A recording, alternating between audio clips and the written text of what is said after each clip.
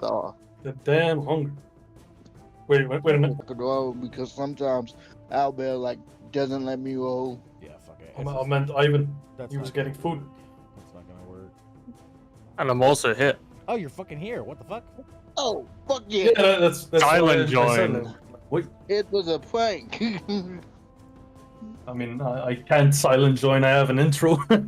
So, he is a trickery cleric after all. That's all that is. 1 second. I'm just trying to find an image for the bot, for the music bot. 'Cause Oh, man. it's pretty good. Just says G bar. I kind of like this. Yeah. yay. Save image. Yeah, I'll do this one. This one's pretty. This Oh one's my pretty fucking funny. god. Just uninstall the goddamn thing. I'm so fucking done with this shit. What's wrong? Discord's being a piece of shit. Mm. You have something installed in Discord. Or you're uninstalling Discord. No, yeah, Oh, I'm uninstalling it because I can't fucking, and it's not uninstalling. What the fuck is going on?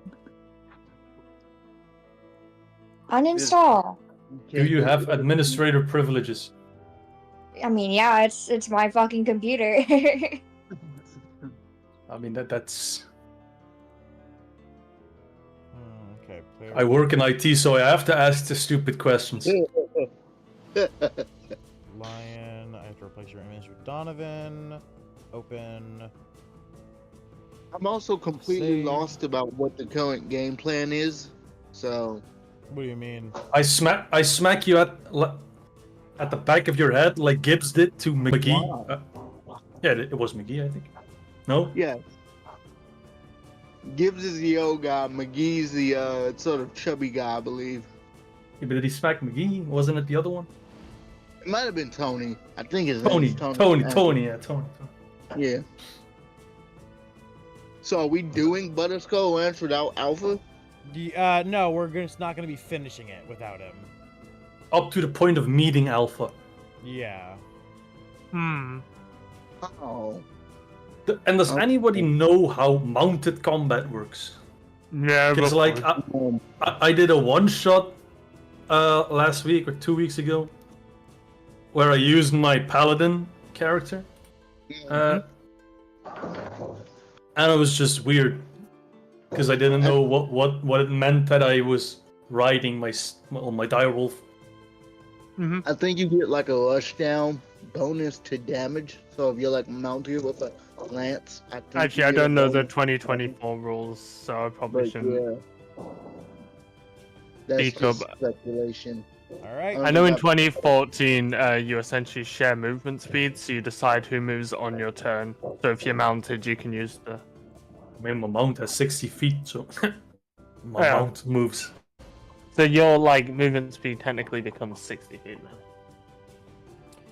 All right, we Shit, if that- are ready to get I'll started. ChatGPT it. Once everyone's in Owlbear, is everyone in Owlbear?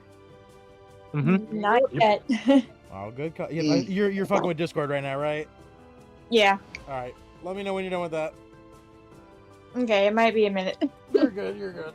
We'll take a second. We'll take a second. I gotta take a dab and everything anyway. Make sure everyone open the stream. Drop a like on the stream as well. I see Oh one, yeah. I see one like so Take far. a what? Yeah. Yay! It's open. And Got Discord working. An avocado. Thanks. Oh, I don't get opportunity attacks. Mounted combat rules. I don't get opportunity attacks. that seems kind of lax. Well, It's yeah, prob- because it's it's- technically not you moving out of its range. You're being pulled along. It's Your probably against my mounted mount, creature does. Yeah. Yeah. Your mounted Oh, creature yeah. does that. but they can't I mean, I use did, the opportunity attack against me when I move away. Oh No, yeah. and then also if you get the mounted combat feat or whatever it is, That's what it is. The yeah. mounted combat feat aids in your abilities. All right, Kazuki, you said you're good. You ready? You're opening Owlbear. Yeah. Perfect. Oh yeah. Creature an mounted combat advantage. allows you to pick Hey, between who takes it. that's everyone in Oop, Owlbear. I did not move you. I got moved. I got disturbed. Sorry. Roll initiative. There's 20 potions at your dot.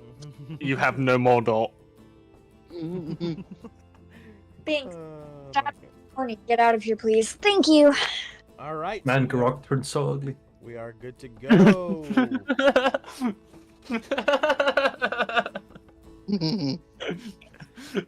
And he's so What big, the fucking he can barely fit in his bed Passway now. comment. That's not what. Donovan, why'd you move your wife to the wrong bed? What? Oh yeah, I didn't mean to. I'm just trying to pinch my screen. I was trying to examine the area. Yeah, garage. Donovan is just thinking sharing is caring. Like, hey, garage. No, Hey. Get out of here. I Trade wanted off it there. alone. Fiance. Oh shit. Yes, fiance. Well, they married now? That not wedding yet. should be They're- coming up in a bit. Wedding will be coming up at probably I towards the thought end so of this because campaign. yeah, because the Fae hasn't done the Fae thing yet. Yep. oh yeah, Orphan, did you forget your background or something? Because No, I can see no. your whole room. Yeah, no, I've got a new recliner, and my green screen can't fit in the room now, Ah. so I got to figure out a new Okay. system in the meantime. So for now, I'll just be doing regular. Okay. Being yourself green. Right. Yeah. Become the background. Yeah. Just like gain, I need to gain like 200 pounds, wear a giant green screen suit, and I will just be the green screen. Yeah, it's like, I'm- where's the that is GM? so Are they speaking from a different room? You just open your eyes. Oh god. how much is 200? Not a lot actually. Like, what's that? 100 kilos? No, not 100 kilos. That's 90 kilos, man. What the fuck? Yeah, it's not a That's lot. my entire weight. Well, Well, I'm even more. I'm 220 right now, so if I'm saying if I gained another 200, then I would be big enough to fit the whole screen, and I could act as a Then human green screen. 420. I'd be Then 420. you'd be 420. I'd be 420, exactly. Yeah, that was the joke. I'm 200 pounds, 220, 420 stoner. I was gonna say, if you're Yeah. gonna achieve that in any country, America kind of has you sorted. Yeah. Absolutely. Hey, I can do it with the help of my today's sponsor, Lemonhead. Lemonhead sponsor me. Oh, very nice. Hey, this is the first time it's ever being seen on my camera properly because the green screen's not making it invisible. Lemonheads, Hey. sponsor me. I want you so bad, bro. What are lemon heads? They're a little like hard candy that are like covered in like citric acid and like fake lemon flavoring, and you suck on them and they're sour. It's like a sour sucker candy. Oh, right, okay. Looks like Yeah, and in my opinion, opinion, they're not that great. they're the best. I'm pretty sure they're called What do you call them? Lemon heads. This is what they look like. Yeah, we call them lemon drops, I think. And Lemon heads, lemon drops. I don't care. Sponsor me. I love you. I hate them. What? I actually kind of like them. I like lemon a lot. I love lemon. Me too. Well, I recently love found out. lemon, don't get me wrong, but that just it doesn't taste that good. My favorite new cocktail is a Blue Lagoon because it's lemon. Yeah.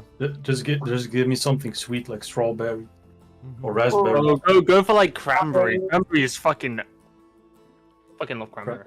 Cranberry. It's Hey, like- yo, blue raspberry though hits. Blue raspberry also. Blue raspberry. It tastes too much like chemicals. Well, because No. it is chemicals. It's It not a real tastes like flavor. chemicals. Well, yeah. Shut. Because it is chemicals. Blue raspberry is not a Oh, real yeah. flavor. I know, but it tastes static. It tastes. That's the point. It tastes like battery acid. Yeah. I don't want to drink battery acid for fun. So does Monster. Monster Blue- tastes like that. Blue acid. raspberry was invented in America, and as all good things in America, it tastes like battery acid, like Mountain Dew. Oh, it's Oh, oversynthesized. What's even wrong with regular raspberry? No. Oh, Right. regular raspberry Great. banging. Yeah, regular Blue raspberry's great. raspberry is chemical imbalance. Why It's like, hey, always the chemicals, man? Because it's because America. it is. It's America. It's America. It's America. We don't do healthy food. I want Oh, chemicals. Instead of making Coca-Cola with cane sugar, they use High high fructose. fructose. Yep, it's a wonderful, wonderful. So it better tastes than what we like used to shit. use. It's better than what we used to use. Hey, I would take that any day. I would take that any. I mean, thank my kidneys that I'm not living in the US of A then. Okay, so shall we begin? I'm Good taking people? No. I'm taking a jab, and then we will begin. Indeed, go ahead and keep talking among yourselves for a minute. But no, I'm glad I live where I live because it's a good place, all things considered, and it's significantly better than the place across the pond. I Okay. mean, you live in the UK, don't you have like a Pakistani problem over there? Oh, Jesus Christ. I don't know anything To about an that. extent. To an extent, brother, I've seen lots of things coming in the news. Yeah, it's best to turn your eye to politics in the UK because we kind of like can't get ourselves out of everyone else's conflict because then of you- how much You we said- fucked over the world You in the did past. say Pakistan, correct? Well, Right? people of Pakistan. Yeah. I'm just making sure you didn't say Palestine, because they're two different places, aren't they? Yeah. Yeah, okay. I'm a dumb American. very I don't different- fucking know. Two very Yeah, different Pakistan. groups of people, yes. Pakistan was made together with India because of the UK. Okay. Yeah, I know. I just heard that there's Oh. some shit going on with Pakistan, and I didn't know if that was because I know a lot of people in America are very anti-Palestine. You're anti-Israeli, which means you're an anti-Semite, and that whole nonsense bullshit. I'll because- gladly be an anti-Semite. Yeah, sorry. If it means that I'm an anti-Semite to support Palestine and the atrocities that's being thrown against them, then Yeah. there's no. I call me an anti-Semite then. Fucking, I guess I'm Kanye West, bro. Fucking whatever. Like, I really can't give a damn because of the war. I mean, that's way over there. We have had our own wars. yeah. Still, Yeah. So yeah. people of their descent still complain about the Holocaust. Meanwhile, they're doing the same or worse Yeah, to over others. right now, in Israel, in Israel. Mhm. No, I completely, I'm complete. I was just because I heard the shit with Pakistan lately, and I'm like, Pakistan Yeah. and Palestine are two different countries. I'm pretty sure this isn't anti-Semitism. I'm pretty sure this is a different problem, and it's good to Yes. it's good to get that in lock. That yes, that is a different problem, which I thought so. I'm a dumb Yeah, American, course. but I'm not that dumb. Britain's gonna get No, involved. I'm just a dumb Probably American. I don't know anything. Yeah, so yeah, That's because of Aries, I heard you say Palestine. I'm like, Aries, don't worry, I'm pretty sure they're different things they're talking about right now. But Yeah. I have no fucking clue what's going on. India isn't part of the Commonwealth now, is it? No, they recently applied for independence because they've become a newly emerging economy, which is fucking amazing for them. Yep. Yeah. Hopefully they can get rid of the Considering- caste system next. It'd be great. Probably not. Yeah. That's culture, man. The thing is I mean, that's what we said about slavery, and then we fought to get rid of it over here in the States. So so, there's you always know what I mean? always a possibility. I'm Hopefully. rooting It'd be for great. them, though. It'd be great, yeah. Well, slavery wasn't there when you started out. It was introduced. Well, yeah, we brought it with us from Europe when we migrated to America. When everyone came to America in the first place, it was brought along with it, with the European settlers. And then we had the triad between England yeah. and Africa and So yeah, America. technically, sure, it wasn't in America, but it was America's foundations were built on slavery. Like the whole, as an American, it's there like, was a lot of sure, the Native Americans weren't doing slavery because they, were common sense and were busy And being spiritual. invaded them. Yeah, and instead we enslaved them as well. Yeah. We invaded them and enslaved them as well. You invaded them and took their resources, kind of like what Britain did, but on a smaller scale. So yeah. How's your Wow, kit? we're How's your some kitchen fucked up nowadays? human beings. Invading India because of spices. Use none of them. I know, right? Yeah, Like bro, what I the fuck? That's what I hate about it. I mean- We commonly have a British saying was, "Oh, we like British food like Indian and Chinese because we don't have any food in the." You have your puddings. Yeah. Oh, I love our puddings. Oh, I love them, and they're not even from the UK either. Like the ones that are from the UK, I absolutely hate. Yeah, And they're black not even pudding, puddings, really. Like black pudding. That No. shit's vile. That And shit is spotted vile. dick. Yeah. Yeah, What is black All pudding right. nowadays? All right. What? it's just like Pig's blood. It's congealed pig's blood with Jello. Yeah, Oh yeah, Dude, that's what tasty, the fuck man. are we talking about? I just zoned out. Yeah, we're talking about Black British pudding. food. British food. For example, black pudding, which is That's congealed pig's blood with Jello. What That's- the it fuck? sounds worse than it probably tastes. Well, What the fuck do you guys eat over there? Yeah. No, because a lot of like if you I'll break take our down turkey, chemicals. which a lot of people like, it's fermented fucking something or another, and that sounds gross, but loads of people eat it anyway. Yeah, that's the thing is with American food, the only fermented thing we have is beer. Is it fermented is alcohol. Other than that, that's it. Also, We heard you like salt, so we put more These girls salt are in your fermented, salt. if you think about it. also We heard every you like culture portion has sizes. every culture has a dish like that because used to they didn't waste anything, not even the blood. We have black pudding as well, which doesn't use Jello, but like the leftovers, like stomachs and, intestines. It's not technically my culture, but here in America, southern culture, we've got chitlins, which is African American food, and chitlins are sheep's intestines, pig intestines, and sheep. It's both. It can be both.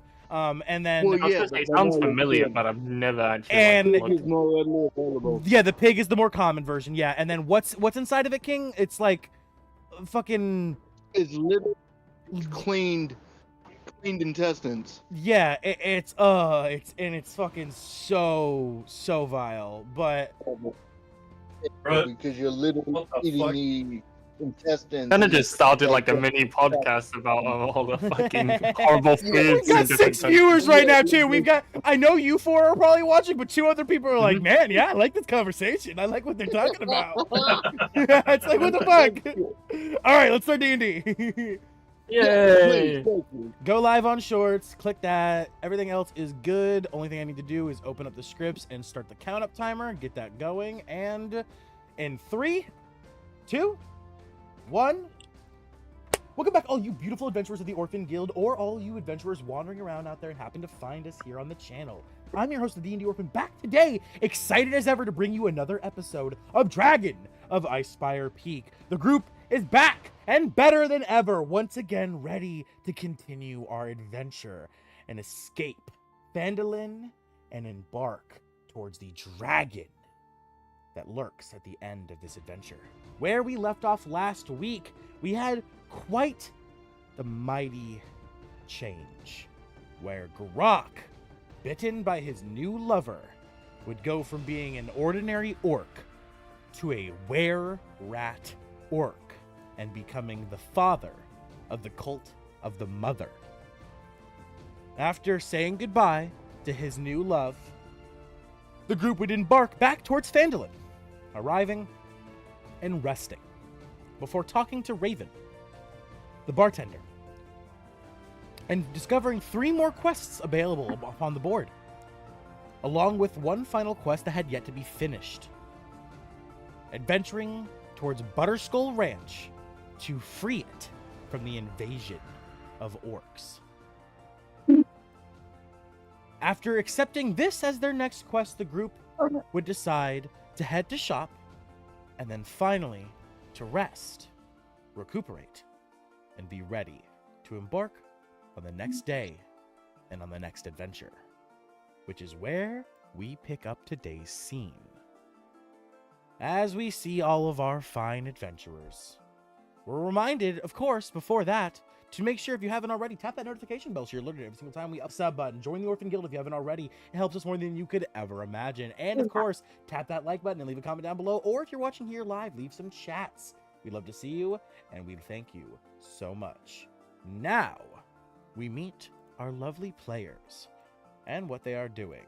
Starting with a player who sadly will not be joining us today, we have Garrak Stonefist, a cleric of the Twilight Domain who was a simple orc and is now an orc were-rat. The taxing new energy that his body requires in this new form has caused him to fall into at least an entire day, maybe even longer. Also saying, the player sadly will not be joining us and their character will just simply be sleeping to explain the absence. From there, we have the other big boy of the group and, in my opinion, the most tenacious of our adventurers, Tharn Ironclad. Hello, I'm Kun. I play Tharn Ironclad, a Hill Goliath fighter, Echo Knight, and I will soon be multi-classing into a barbarian. Tharn, as you sleep in your bed, as always, you find it to be a little too small for you, your feet hanging off, your head hitting the headrest, and it causes you to stir from your sleep. Awakening, you find yourself to be rather well rested, having, of course, taken a long rest, but being semi-stiff from the uncomfortableness of the sleeping positions. But, nevertheless, you rise from your bed, sitting upon... how do you begin your days, Tharn? What's the first things that go through his head as you awaken? I think in this case, Tharn will be thinking, are the kids alright after the weird stuff happening last quest? He will also be checking his weapons. For those who don't know, Tharn, being a Goliath and being a rather simple Goliath at that, does not understand the concept that people who are shorter than him, that don't have clearly wrinkled, aged skin, are in fact children, and not adults in their own right age. Which explains why he calls his party members children, because he sees all of them, except for Garrak, as children. Continue, Tharn. So you will check his weapons, sharpen them if needed, and will then just continue on downwards. Maybe check if somebody else is awake in the hall.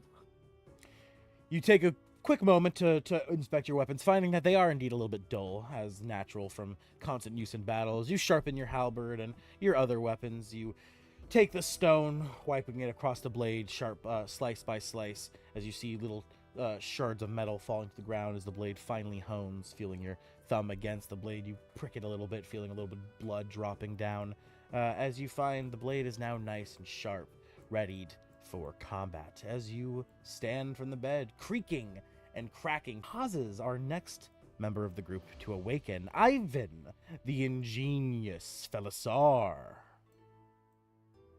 Yo, I'm Ivan. I'm JJ. I play Ivan.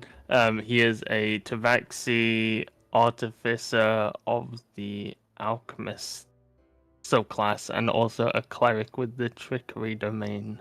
I think I got everything. It's a bit of a mouthful. Ivan, you're suddenly stirred awake as you hear the familiar sounds, as you hear dush, dush of him arising from the bed and opening the door and exiting into the hall. It stirs you awake as your sensitive feline ears flicker as you rise from your bed. What is going through Ivan's mind? What time of day is it? Exactly. You see, he knows. Seeing through the window, you like look at the sun. Looking at the position it's in, you can see that it's right about exactly 7:30 a.m. Pretty early, but does Fawn continue to make noise, or as he gets into the hallway, it kind of like diminishes?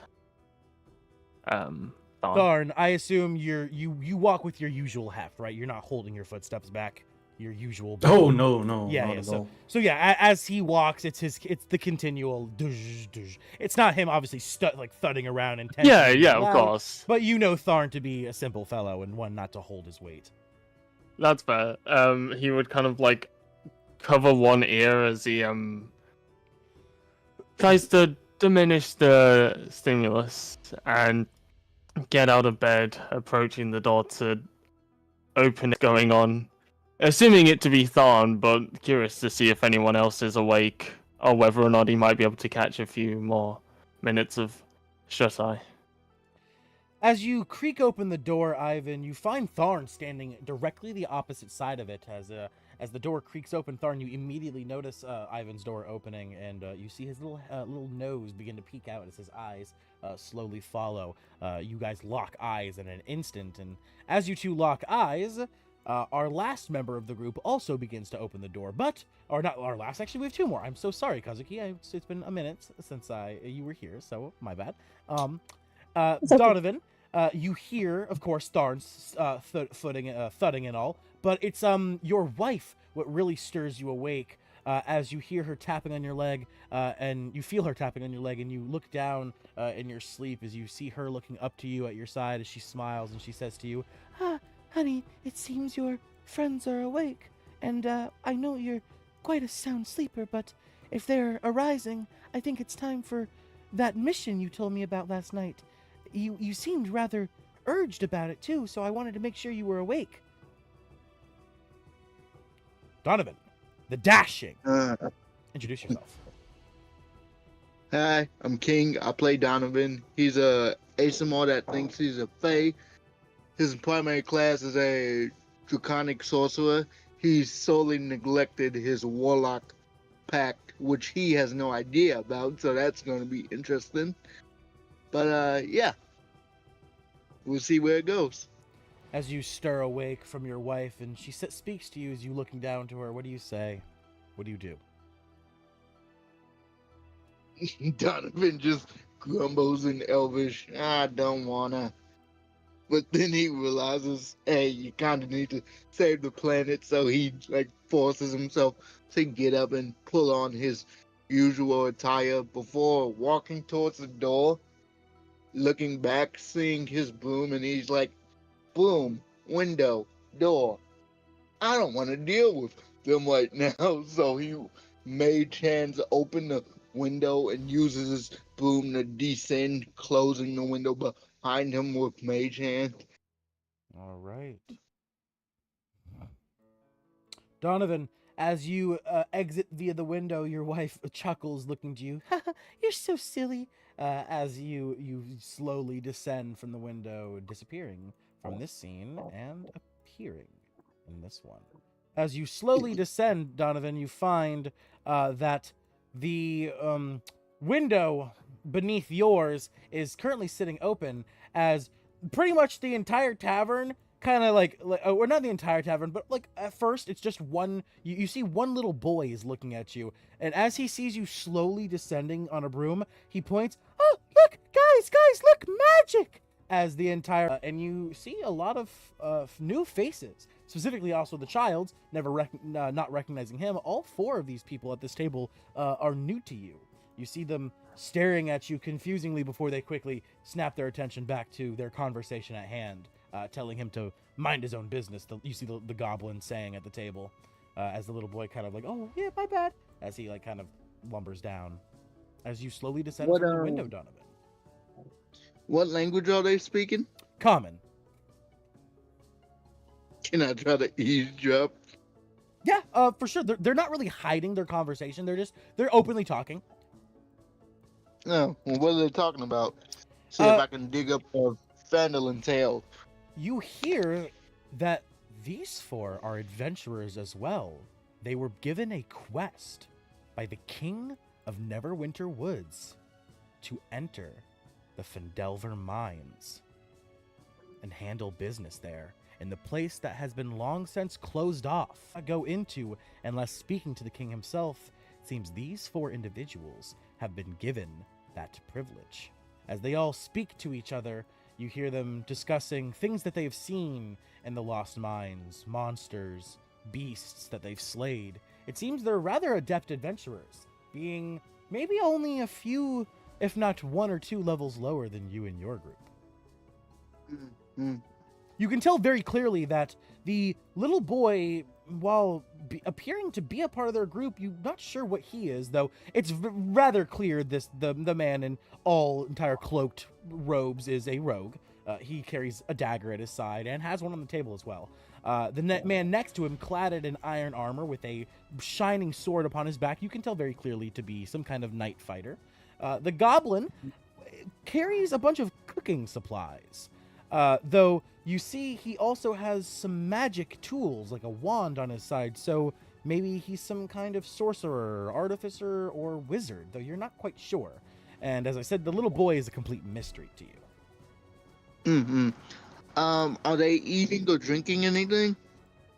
Yeah, they're currently feasting on today's food that was prepared by Raven, which you can see to be a baby back ribs. Nice, juicy, slow roasted, barbecue sauce dripping off their fingers and mouth. The child's hands and lips covered in sauce as he continues to plow down on the plate in front of him. Donovan will quickly walk over to Raven. That's not to take too much of the introduction time up. He'll walk over to Raven, ask her if they have paid for their food yet. If not, he'll drop 2 gold coins on the table or on the counter and slide it over to her. And as you do that, we quickly cut back to upstairs to finally introduce our last member of the cast, who is yet to be introduced. Our killer fairy, the one, the only, Kazuki. Please introduce yourself. Hi, I am Kazuki. I am a fairy pixie and a rogue barbarian that subclass is Path of Berserker. And with that, as you slowly open your eyes, you find that you hear the sound of a window clicking open to the room next to you, though the louder sound at hand to be thudding footsteps that quickly shock you and stir you awake.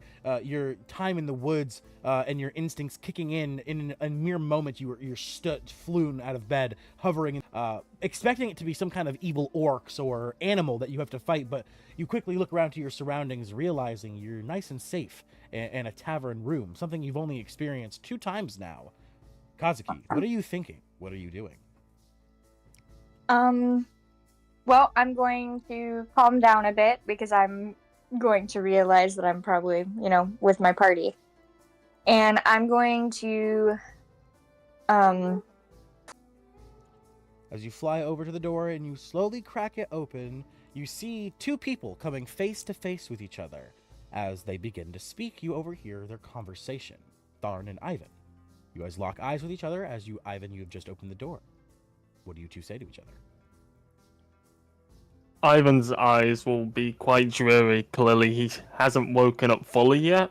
And in a very tired tone, he would ask Tharn, "Do you know how loud you're being?"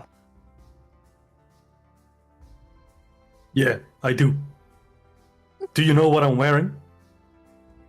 And why do you already have your armor on? Why wouldn't I wear my armor? Ivan, looking at Tharn, looking him up and down, you realize that looking at the clothes underneath his armor, he sleeps in his armor. Oh, that's an interesting revelation for Ivan.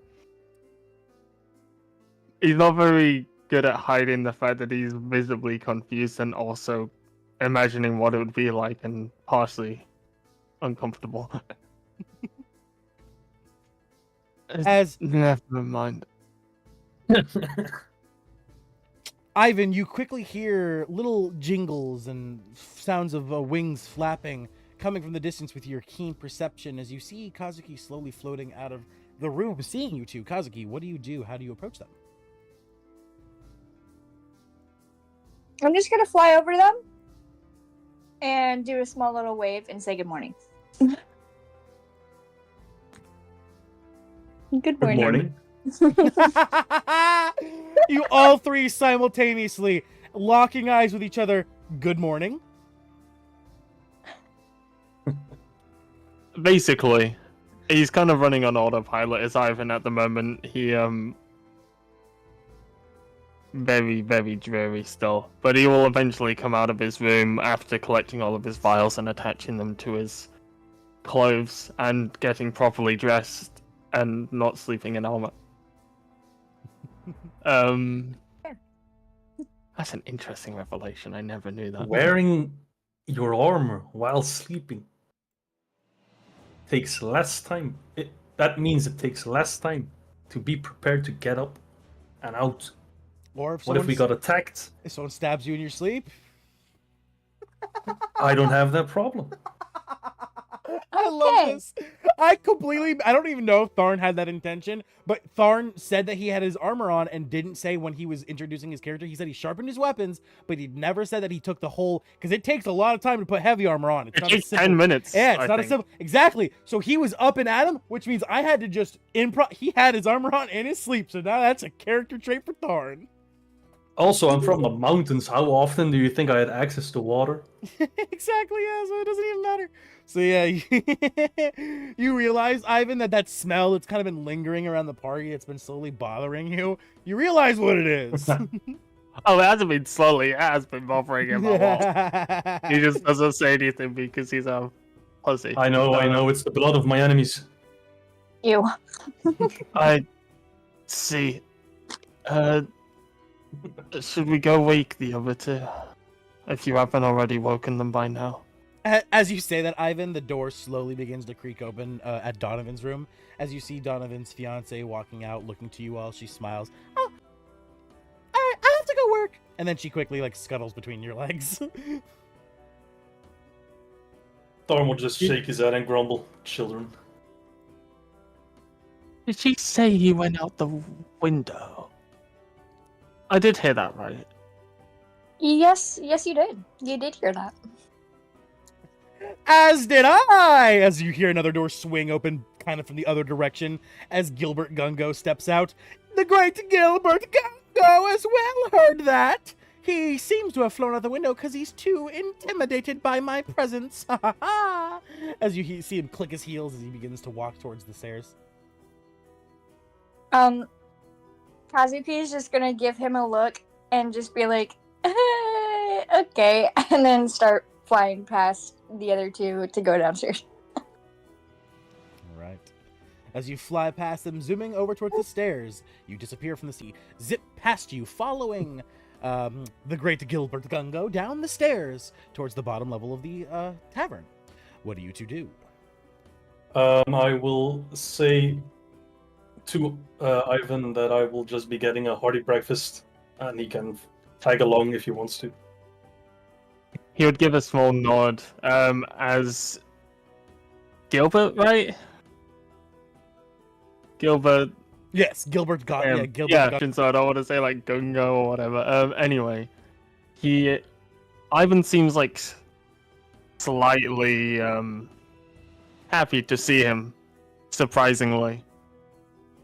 Despite his dreary state, he's the energy is probably what he needed to pick himself up and start the day. So he would follow Fawn closely behind, because the sound of breakfast actually sounds very nice. Next room, you hear heavy snoring.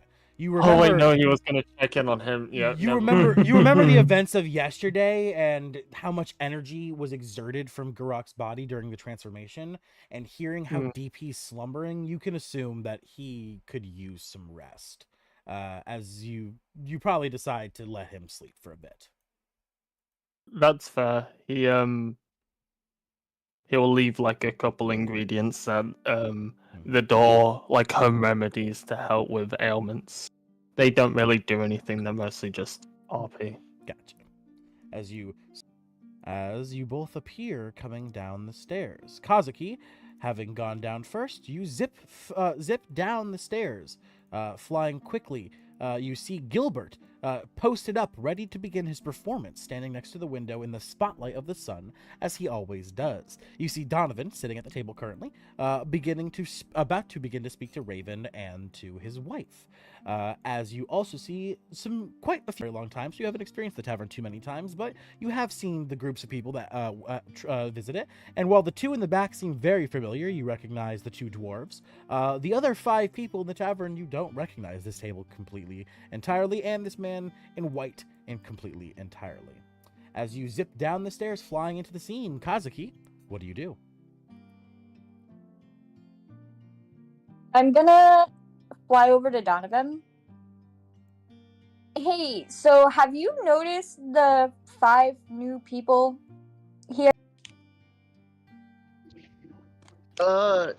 In order, yes, and not much longer than an average adventurer would be out. So, yeah. So Okay, he needs that about really helps me. about a day. As you see the little gnome peeping, like peering over the table, half their head barely going over it, as like she kind of like grabs the edge and pulls herself up, and she tells you, you've been sleeping for about a full day.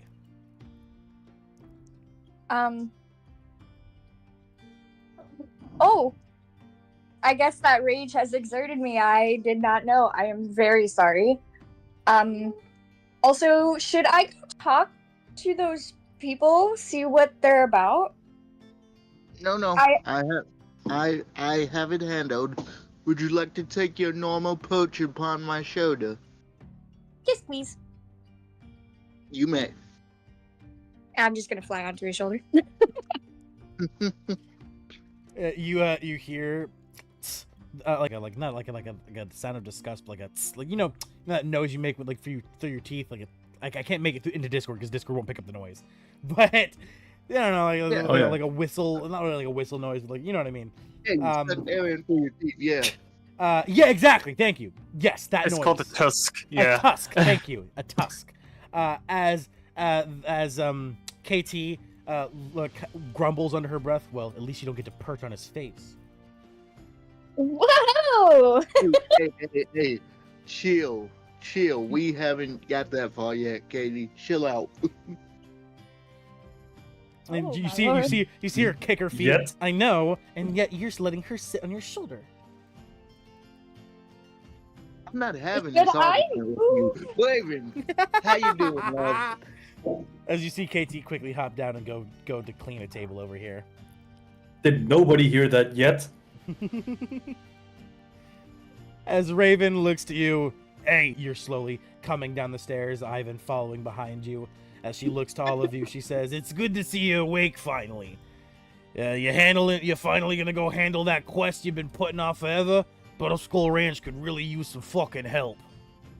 We ain't been putting it off. We've been folding other enemies. We've already killed 2 lieutenants of the dragon guy. So yeah, little respect, please. Okay, geez, sorry. Just people working for them, and Big Al himself is also a pretty good guy. I don't want to see any harm come to him. Anyway, the 4 people sitting over there at the table, have they paid for their food yet? Yes. Yeah, they actually paid for their next week of food and lodging already. Apparently they're some adventurers sent from Neverwinter to handle some catastrophe in the mines of Phandalin. Yeah, well, we're adventurers. You know, it's always a catastrophe somewhere. How about drinks? Have they paid for those yet? Yes. Yeah, I mean, for the whole next week, they're topped up and covered. Well, do me a favor, and he'll slide the 2 gold over to her. and he'll tell him to consider this a professional courtesy and give him a couple rounds on the house, however much money will pay for. Okay, I'll add it to their tab since they have quite a bit saved up as is. Yeah. Now, I gotta head over to the. Go ahead. Before you guys get out of here, you're gonna be heading to a place that's quite far away. Butterskull Ranch isn't the quick trip. It's gonna take you some time to get there. You might need some information. Just let me know, and I can give you whatever you need. Information-wise. What information can you give us about Butterskull Ranch? Well, I'm rather acquainted with Alfonso Cazorn, also known as Big Al. He used to be the sheriff of Tribor, and he's also my dad. It's a town to the east where he was known as Big Al Calzorn. Yeah, long since days past. He retired nearly a decade ago, but Dad didn't really like retirement. Didn't sit well with him, so he started looking for a new challenge and decided to claim a plot of fertile land about 5 miles east of Connieberry. If I remember correctly, I heard you guys said you handled the Shrine of Savaris. Connieberry is the town you pass through to get there. The old destroyed place, ransacked by barbarians nearly, 8 years ago. Regardless, it's a farm that is quite large. It's known for one thing in particular. They're lumps of butter cleverly molded into shapes of humanoid skulls. Also, the reason why it's called Butterskull Ranch. The milk that makes the butter for these skulls is of a prized cow that my dad won in an old contest nearly, 5 years ago. Her name's Petunia. She's his pride and joy nowadays. Along with making sure he's okay, I'd like to ask you make sure she's okay as well. She's a part of the family after all. Yes, I see. And quick question. How often do you speak with your father? Last time I talked to him, I was 14 and I left the house to start working. No? I'm 34, but you shouldn't ask a lady her age. Oh, thank God. I thought I was going to be in trouble for past transgressions. All right. Yeah, that's all I need to know. All right, well, make sure you handle it fast. This is important to me, obviously. Hey, Raven, look at me. Look me in the eyes. Okay? Me and you, right here. They're going to be okay. I promise. She looks you in your eyes and then... All right. Make sure you handle it well. They're going to be fine, okay? I promise. As you're talking to Raven, Tharn and Ivan, you two coming down. I see Tharn, are you sitting at the bar, and Ivan, you're still standing behind him, or what are you two doing? Ivan's hiding behind Fawn, given that there's, technically 5 new people, but 4 new adventurers, and then this person. So he really doesn't want to go anywhere near them. I will be right back. Okay. Okay. Okay. So yeah, he will kind of like scooch in whatever area he can get besides Thorn to grab his food. He very much does not want to go anywhere near them. Okay. Thorn will just be asking Raven for some breakfast, some nice blood sausage to get the day started. She looks at you. The fuck is blood sausage? All we got is this today. She reaches under the counter. And she pulls out a rack. A whole rack of ribs. And she sets them Guess down I'll have to settle. on the counter in front of you. They're dripping in sauce. Perfectly browned. As you grab one of the ribs, you feel it tear apart from the rest of the rack. Like butter, just melted and easy, the meat ripping apart. You see juices and over. As you slowly bring the rib to your mouth and you take a bite, the sauce is tangy, smoky, flavorful, as it smacks you with a little bit of heat in the very end of it. As the meat juices drip down your gullet, your Goliath senses just are sent into an overload, Tharn, as you begin to devour the plate in front of you.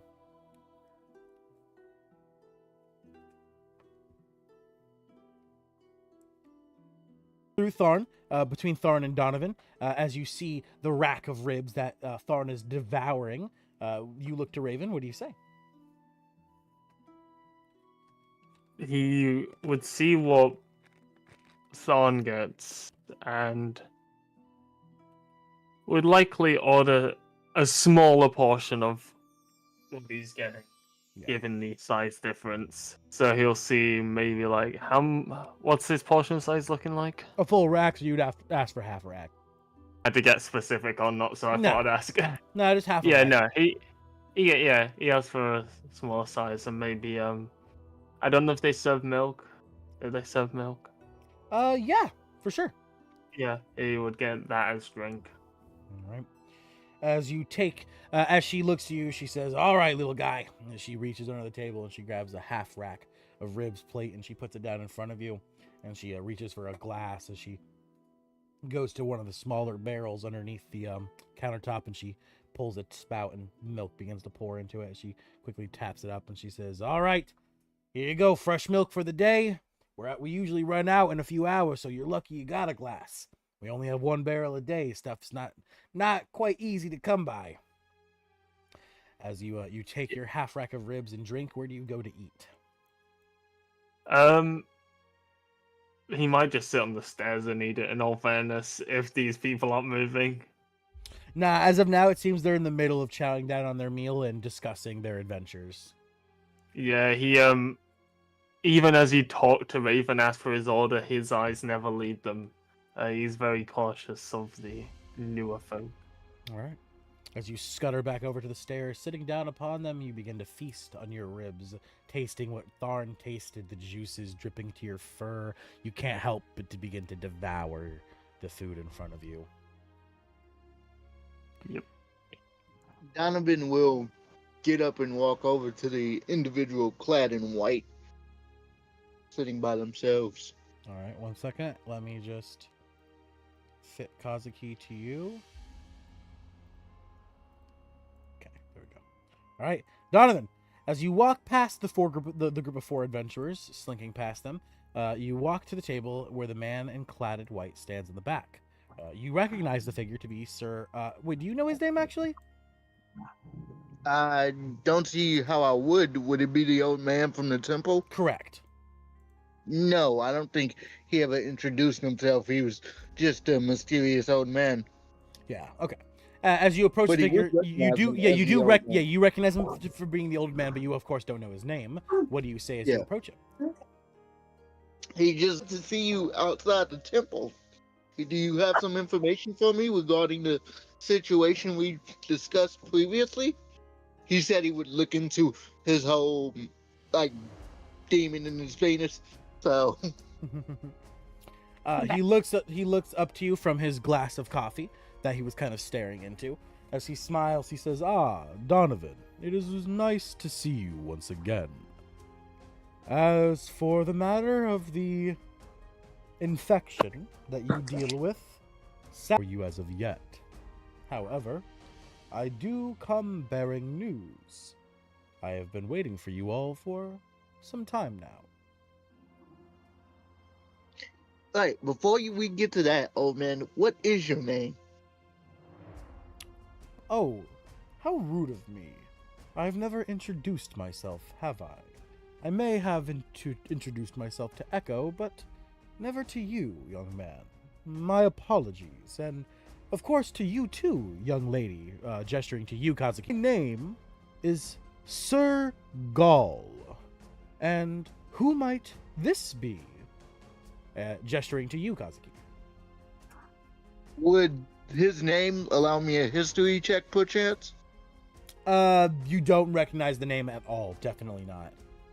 Okay, so Donovan will just be like, "Oh, okay," and then he'll be like, this is actually a friend from my homeland. Apparently, her name is Kazuki." Hello. Ah, it is not often you see Hello. a mixed blood, especially of the races of fairy and pixie. Very, very interesting. Young one, See, where do you come from? To be honest, I just remember waking up in a place. The Neverwinter Woods, specifically, is where you know you grew up in. There we go. Yeah. Ah, a fairy pixie hybrid who awoke in the Neverwinter Woods.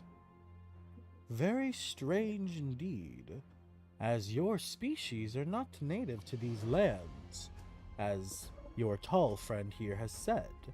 Your kind are native to the Fey Wilds. So as to how you have arrived here, and have no idea as to how, is quite the mystery indeed. Please, Sir Donovan, make sure to take fine care of this sweet little fellow, as I believe your fates are more deeply intertwined than you know. see, Suggle, couple things. One, you're doing that weird, creepy thing you do where you know shit you shouldn't know, which makes me suspect you as being something more, and that's fine because I have the goddamn realm. Two, I wouldn't say that second part too loudly. My fiance is quite the jealous jelly. Yeah, she already kind of jumped at my throat just a little bit ago. But I mean, what will be, will be. So we'll have to see. I do not mean to concern your wife, for I do not mean in the romantic Fiancé. sense. I meant more that you both being from the same realm and having strange origins, it's not unlikely that your fates will share some similarities. Not to say you will in any way end up in that scenario, as your wife worries. I simply mean to say that it is strange that you have encountered each other, is it not? Having such similar backgrounds, awakening in places you don't know, and having to survive for reasons you don't know. Well, forgive me if I sound like an ass here, but to clarify, she is my fiance. We are not married yet. And I don't know if I want to marry such a jealous jelly, because you need confidence and trust in any relationship. But otherwise, you're completely correct. And worry not, Sir Donovan, as I do know things that I am not telling you.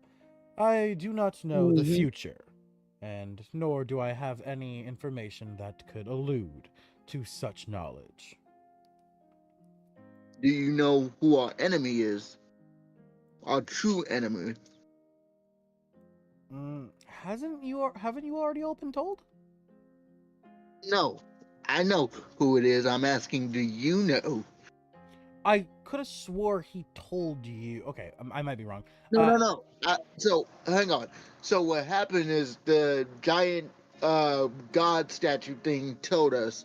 That's what it was. I want to know Okay. if he knows. Okay. Because if he knows, that's a bit of a power gauge. If he already knows who our enemy is, then yeah, he's at least on the level of our enemy, or slightly below, or maybe even above. Yeah, okay. He could be an avatar, but Donovan's just genuinely trying to gauge his power level with this simple question. I get what you mean. Okay. Well, as you ask this question, he looks to you and he says, I think you already know that answer, though if you seek to hear me say it, then I will. As he... A yes and no will suffice. He gestures you closer, and in a hushed tone, he looks to you and he says, the one you seek is the king of corruption, whose name must not be spoken aloud, for fear of drawing his attention. as he slowly leans back in his chair, back to his normal position. Can we just make it where Kazuki kind of looks afraid at that? Yeah, Kazuki, you're definitely shaken hearing this. You hear these words, and do you say anything in response? No, I'm just silent. I'm kind of too scared to speak. Donovan will just reach up and like pat her with his finger to sort of calm her. And he'll telling him back to the old man, he'll say, "All right, old man, that's enough joking each other off. What do you have to tell us?" Kazuki is gonna giggle at the jerking off part. Very well. I do have some knowledge for you all. That being that the one you seek draws near to having their army ready. If any more time is wasted, he may grow too strong for you all to handle. So I suggest, after you clear that bounty board, you make haste to his mountain lair, which So we have. I believe you have discovered, have you not? I know where it is, yeah. Very well. Is there anything else you wish to ask before I must make my way?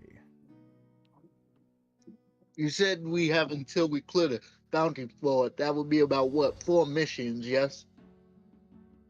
You don't bother asking the question. You look at the bounty board and you see there's 4 quests currently. Yeah.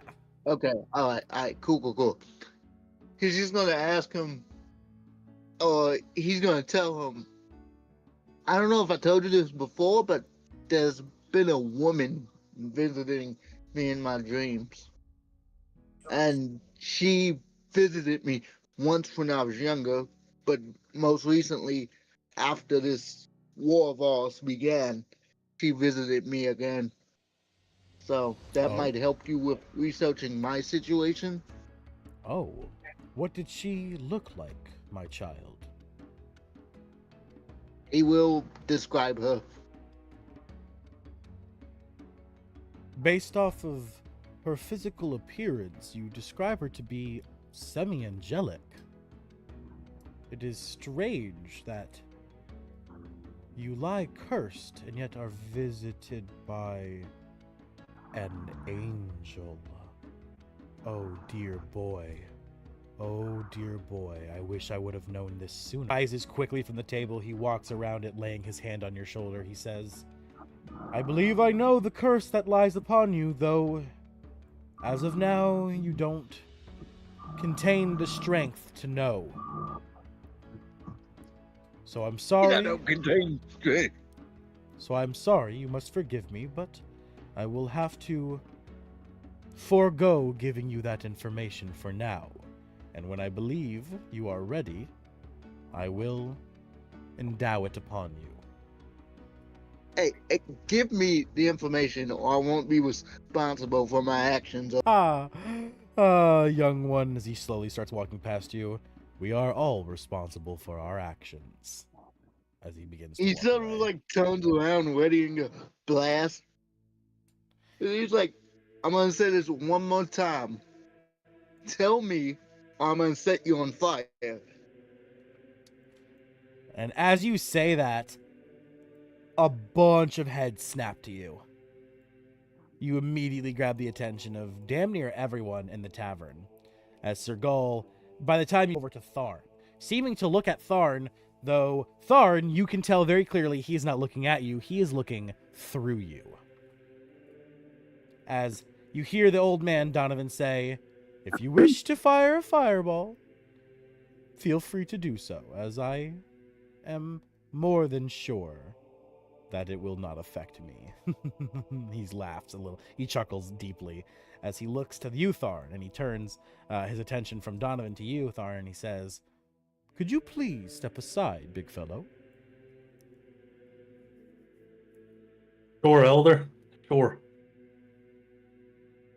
Kindly appreciated. He gives you a small bow as you move out of the way, Tharn. kind of pushing Gilbert a little bit out of the way too. Ah, fuck! I'm sorry, big man. Jeez. As the old man walks past you, Tharn, as Ivan, you see Tharn stepping out of the side, and you see the figure that was sitting in the corner, now standing right in front of you. Your attention so garnered by the delicious Donovan got all loud and fireball-y that you really recognize what was going on. But by then, he was already standing right in front of Tharn, so you didn't really have much of an opportunity to do anything. But what do you do now, as you see him standing right in front of you, staring you dead in the eyes? He would move to the side, like, very slowly moving his plate, because he's a very slow eater. And his glass of milk that is now half drank. His hands are visibly shaking, as you can hear the clattering. Yeah, he'd move out the way, and then he would try and like move close. As you begin to, he quickly like his staff rests down, not like jabbing at you or anything, obviously, but like just fast enough to where like it stops you from walking past to him. As he looks to you, you see him shake his head and say, "Fear not, my child, for I am not here to harm you. I simply wish to speak to you, not go up the stairs." Hey, Orphan, real quick, I texted you if you can look at that. Perfect. Ivan's ears would perk, but he doesn't know this person, so he kind of stumbles over his words a little bit, like I am right now. What is it? My child, I recognize something inside you. Something I saw from the minute you walked down those stairs. Something I caught a glimpse of when I saw you standing outside the God of Laughter's shrine. I believe you have sensed it too, as did Echo, as he sought my guidance and help with your problem. I assume the leaf he has given you has rotted by now, has it not? And he would give a very small nod. And the urge turn, have they not? Once again, he gives a very small nod. That old greedy bastard. Let's see. He kneels down to you. Looking you eyes in eyes, he is now at your height. His white robes laying across the ground. As he looks you in your eyes, you see a tear fall to his cheek. Sorry that you were swindled or forced into what you have been swindled or forced into. And sadly, I cannot overcome this, but you can. You now contain divine light, and while it is currently icky and black, could lead you down a path you never thought possible before. Just know this, my furry feline friend. Even in the darkest of moments, when all that remains is black, if you wade through, you can breach the other side and cleanse yourself of this affliction. As he rests his hand on your shoulder, you feel a little bit of magic entering your body, soothing you. Which directly conflicts with Abathor's energy inside of you. Of course, I would imagine as much. You feel a gut-wrenching sickness for a brief moment. You gag and you vomit. But as it comes out, you feel better, like a toxin has been removed from your body. As he looks to you, he says, I have given you a little more time, but from here on out, your decisions will have more of an impact than... As he slowly begins to rise from his knee, he looks to you and he bows. Now, Ivan, I wish you a good day. Even though you never told the old man your name, he seems to know it. As he turns around, approaching Tharn. Ivan, do you say anything as he disembarks from you? Would kind of give this very confused look. He would have said what to him directly, but as he walks away, it's more of a throwaway comment to himself, trying to internalize all the information he's just given him and trying to make any coherent sense of it all. And as he approaches you, Tharn, he looks to you and he says, "You, big man, you are a Goliath of the nearby mountains, are you not?" Yes, I am. You reside in the tribe with the shaman. Quite a difference and irregularity from most Goliath tribes, correct?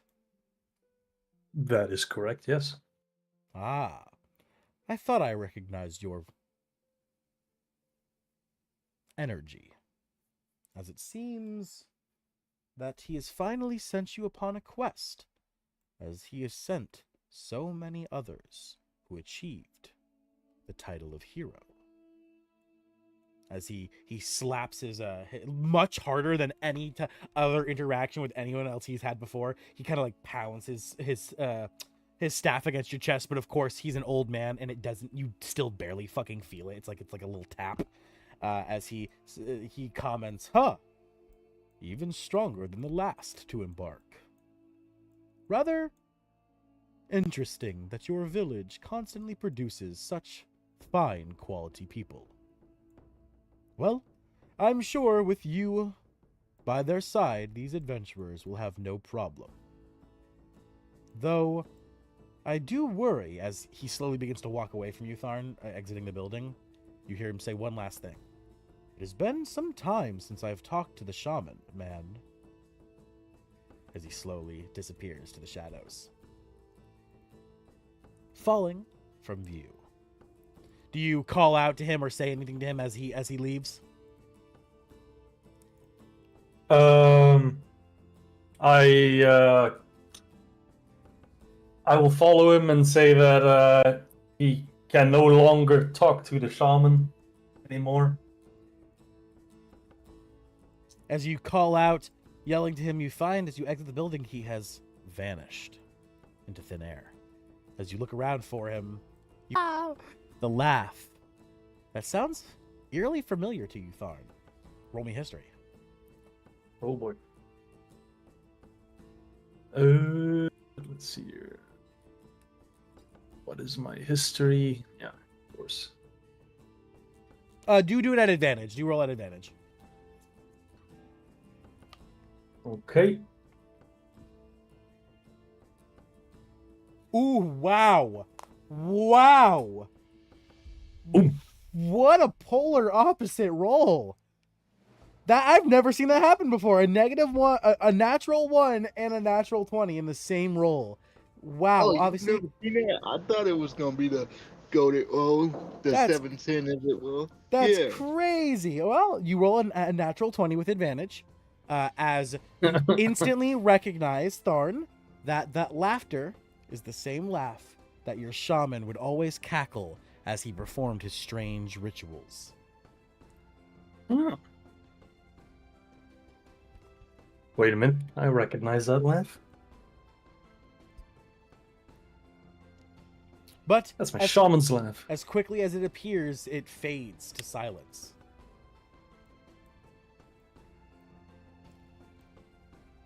Weird. Maybe I'll meet him again, ask him what the similarity is. And as you make your way back inside, Donovan, I assume you're coming back to the group now?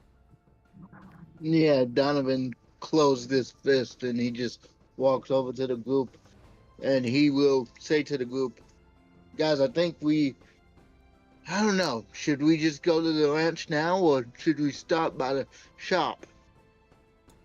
Oh, right. Hold on. You guys stopped by the shop last night. Let's go ahead and what we'll do is we will take a break here. We'll take our break. We'll take a break and we will continue after we get back. And we will do the items during break. During break, cool.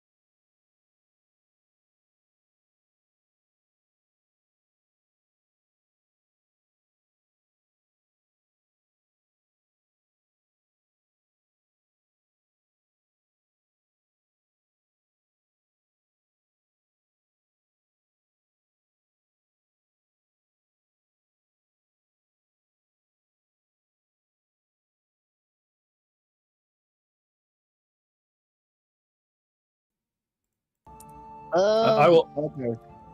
Oh, also correction. Legendary is 300. Artifact is 500. Because look, you did the higher end bracket for the Cloak of Invisibility, which would make sense as well. How much was it? I'm so confused. So the Cloak of Yeah, it was like Invisibility is 3,000. I don't know if you did like the very next bracket, because it's basically close to an artifact level. It's very powerful. The most expensive a legendary can be is 3,000, and then artifacts are 3,000 and plus. Yeah. Yep. Got you. Okay. Yeah. Just wanted to make sure that I wasn't messing with any All right, everyone. continuity. Please open up the stream back up if you closed it, because I only see one person watching now for some reason, which is weird. It should be. I mean, mine's still open. Still? That's weird. Mine. Oh, Kazuki left. That makes sense. Why? Okay, it's back. It's being weird. Yeah, I was gonna ask if I could buy a Bloodwell vial if they had any. Oh, right, a Bloodwell vial. That is what common? What rarity? It can be any between common. Okay. If you ask for an uncommon one, yeah, you can buy one of those flat out for 50 gold. I'm taking that. Thank you. Okay. All right. What's Bloodwell file for? I thought that was for sorcerer. No. He's a sorcerer It warlock is. multi-class. Oh, are you? Okay, never mind. Yes, his blood woke up. All right. With that, we are back and ready to continue with our adventure. All right. As you all now have finished your shopping that we didn't get to do last session, looking to each other, you decide it's time. It still says that we will return, by the way. I changed it back. It's just the delay. Oh, bueno. Yeah, it'll take some time. But anyway, as you all look to each other, the old mysterious man having left, is it time to embark, or is there anything else you want to do? Not on Ivan's end. He will mostly stay by Bond's side, considering Garrak's not here, and also his recent affliction has made him very untrustworthy. Him. Ivan doesn't like change. Donovan will just re-embark, or that they embark. All right. Yeah, Ivan would probably say something similar. All right. Yep. Onwards. As you all Let's go. As you all leave the tavern behind you, you all begin to head for the Tribor Trail, going east towards Connieberry, leading us to a scene change. Gosh. As they travel along the trail, Donovan will contemplate planting a bean from his first bag. Probably the last bean, actually. I lost count. I haven't been counting. The fact that you can see the first bag. Well, the bags apparently regenerate at dawn once all have been expended, so... Yep. Right. So the first bag has 11. I don't even know how much the second bag will have, but yeah. You have to roll, don't you? Yeah, I think so. Yeah, but he'll roll when he opens it.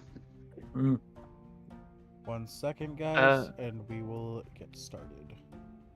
Did we get an actual information on how long it would take, as in like actual statistical data, like days to get there? Yeah. Yeah, I'm checking the map right now. Or like distance, yeah. Yeah, I'm checking the map right now for that. Just because I know Raven asked if we had any questions, and Ivan would have asked one of those. All right, you guys have been to some locations. So we'll start with Connieberry. Connieberry is...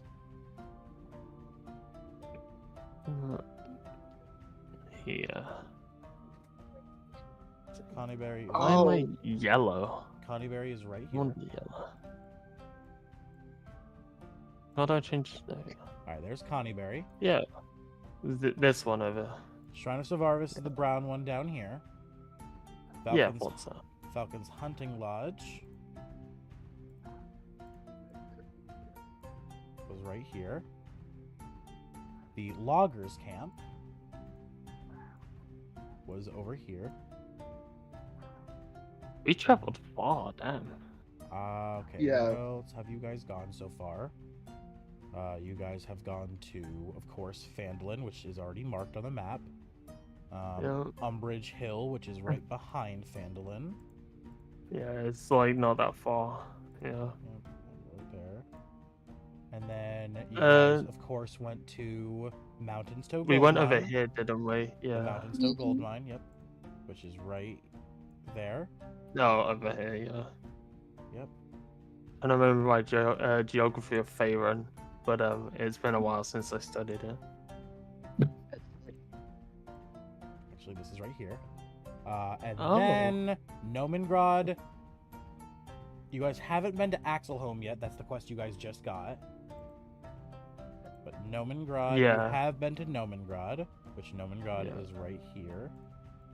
Every time I hear it, I have to think of The Witcher. Yep. Yep, that's where Nomengrad is, right there. And then Dwarven Excavation is the last place I have to mark, because you've been there. And that will be the black one, and it is right here. All right, there is the locations you guys have been to so far. Now there's an actually useful map of places you have been to. So we're currently going to Cairmont. You want to go to Connieberry, and then right past Connieberry is Butterskull Ranch.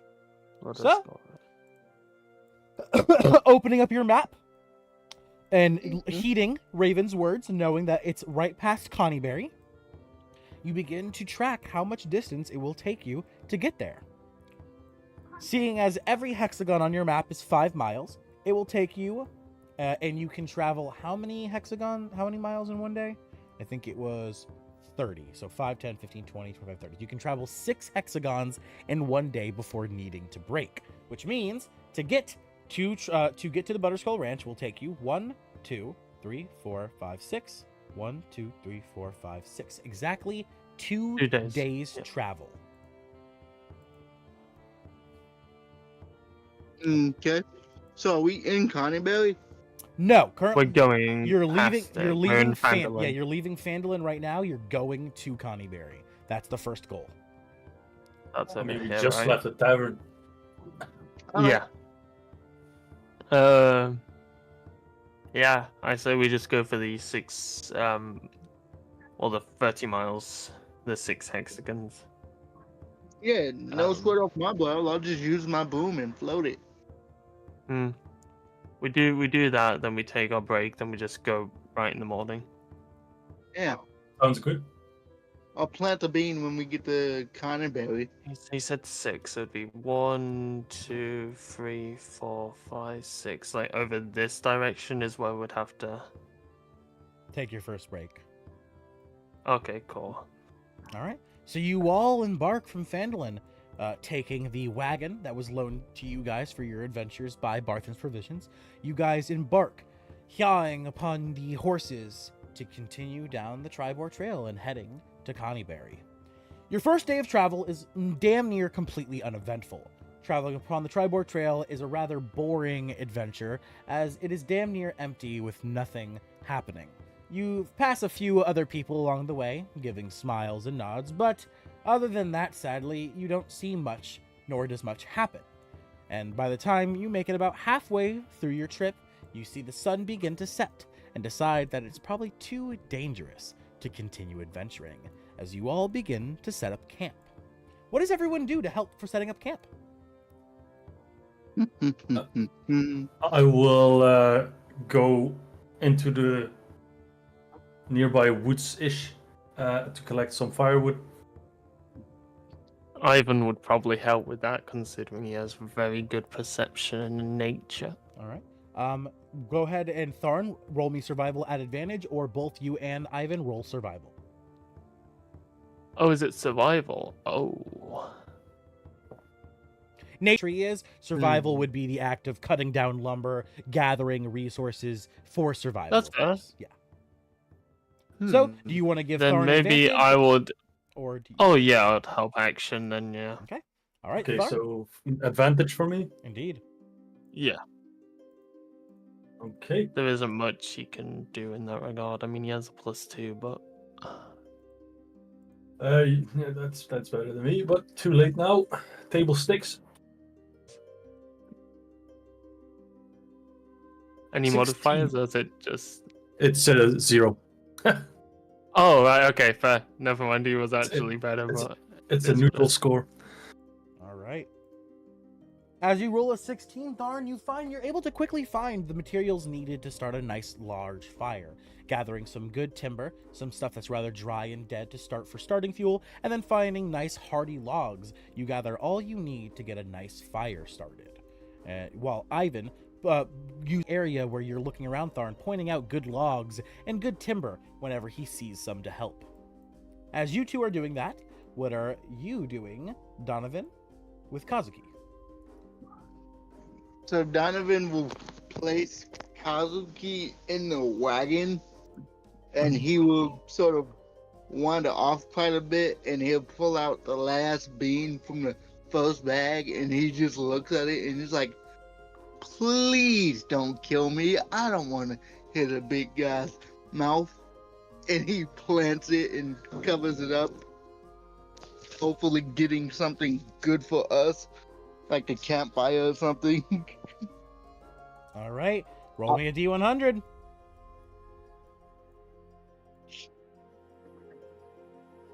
Nine? Well, check your table. What did you get? Damn, that's a low roll. Oh. A geyser erupts and spouts beer, water, berry juice, tea, vinegar, or oil. All right. And it goes for 1d12 rounds. All right. What do you choose to sprout? And roll the D12 to see how long it goes. Let's spout something that can actually help us. Let's do some berry juice. That will be refreshing. Okay. And let me roll a d12.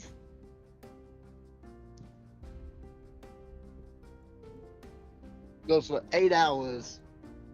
Hey, All right. 8 hours. A 8 hours of small berry juice. A small geyser of berry juice creates a natural fountain of liquid as it begins to spout not too far from your camp and continue to just deliver fresh berry juice for quite some time. Oh, well, thank you for giving me the choice, because it said GM's choice. Yeah, That's how I'm doing other shit right now. That's why Cool. That's bad. I let you do it. I'm getting the map looking nice. So he's going to just start filling tankards, probably, and go over to the other guy, hand and one with telekinesis. Then. How long does it take us to collect the resources, DM? Would you I'd say about 30 minutes. Oh, that's not that bad actually. As you two are collecting Yeah. these resources and can I also collect some extra wood to make a portable ram? a portable ram? Yeah, I have carpenter's tools, and I can use it to craft a portable ram. All right, sure. Fucking roll me a what kind of fucking roll would be required to make a ram? I mean, I it's have wood no carver's idea. tools, so you just do a 1d20 plus your wood Yep, carvers. there you go. Yeah, do a carpentry roll. Do a carpentry I mean- roll. I mean, I just have advantage on the check because I have proficiency in my carpenter's tools.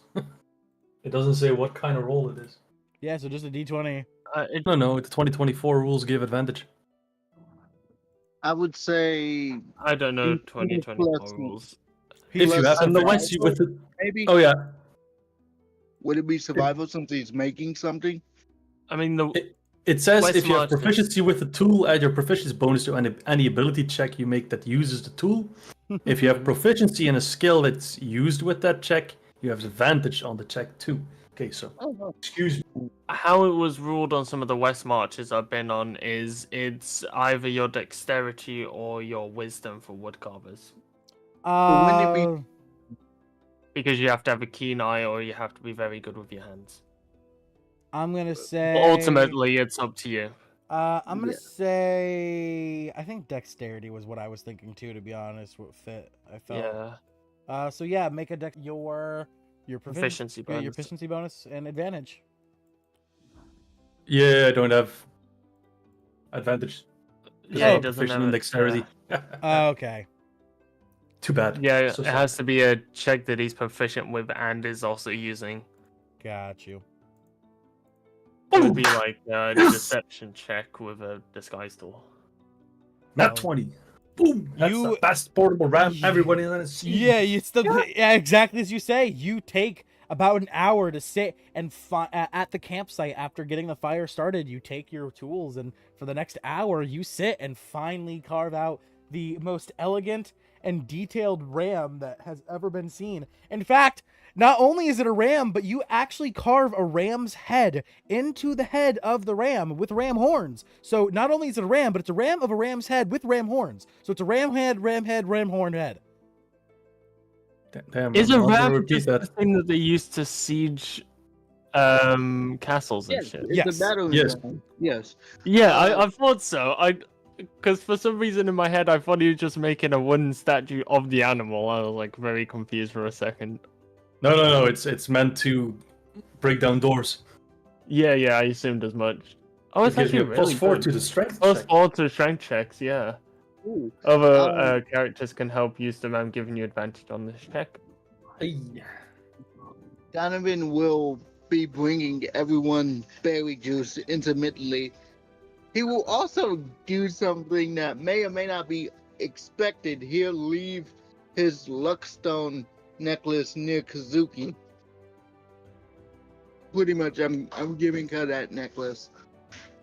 Okay. Very nice. So dyslexic. I was gonna say free magic items are free magic items. I wouldn't complain. You're not a rogue. Luckstone's also pretty good, unless it's the cursed variant. Yeah. There's a cursed variant? Yeah, it's called Cursed Luckstone, and you can't unattune to it without remove curse. Yep. That's from a source book I don't have. Yeah. Because you kind of just give it to someone, they think it's good, and then they realize that they can't swap it out for anything better. Yep. Cursed Luckstone. Yeah. It's just a Luckstone, but cursed. He will take the drink, though, that was offered to him, and Ivan would happily take it. Donovan's gonna sit there and be like, wait a minute, I wonder. And he will sort of hold this cup and just sort of look at it and be like, alright, so when we get to Butterskull Ranch, what's the plan? We're just going in blasting or what?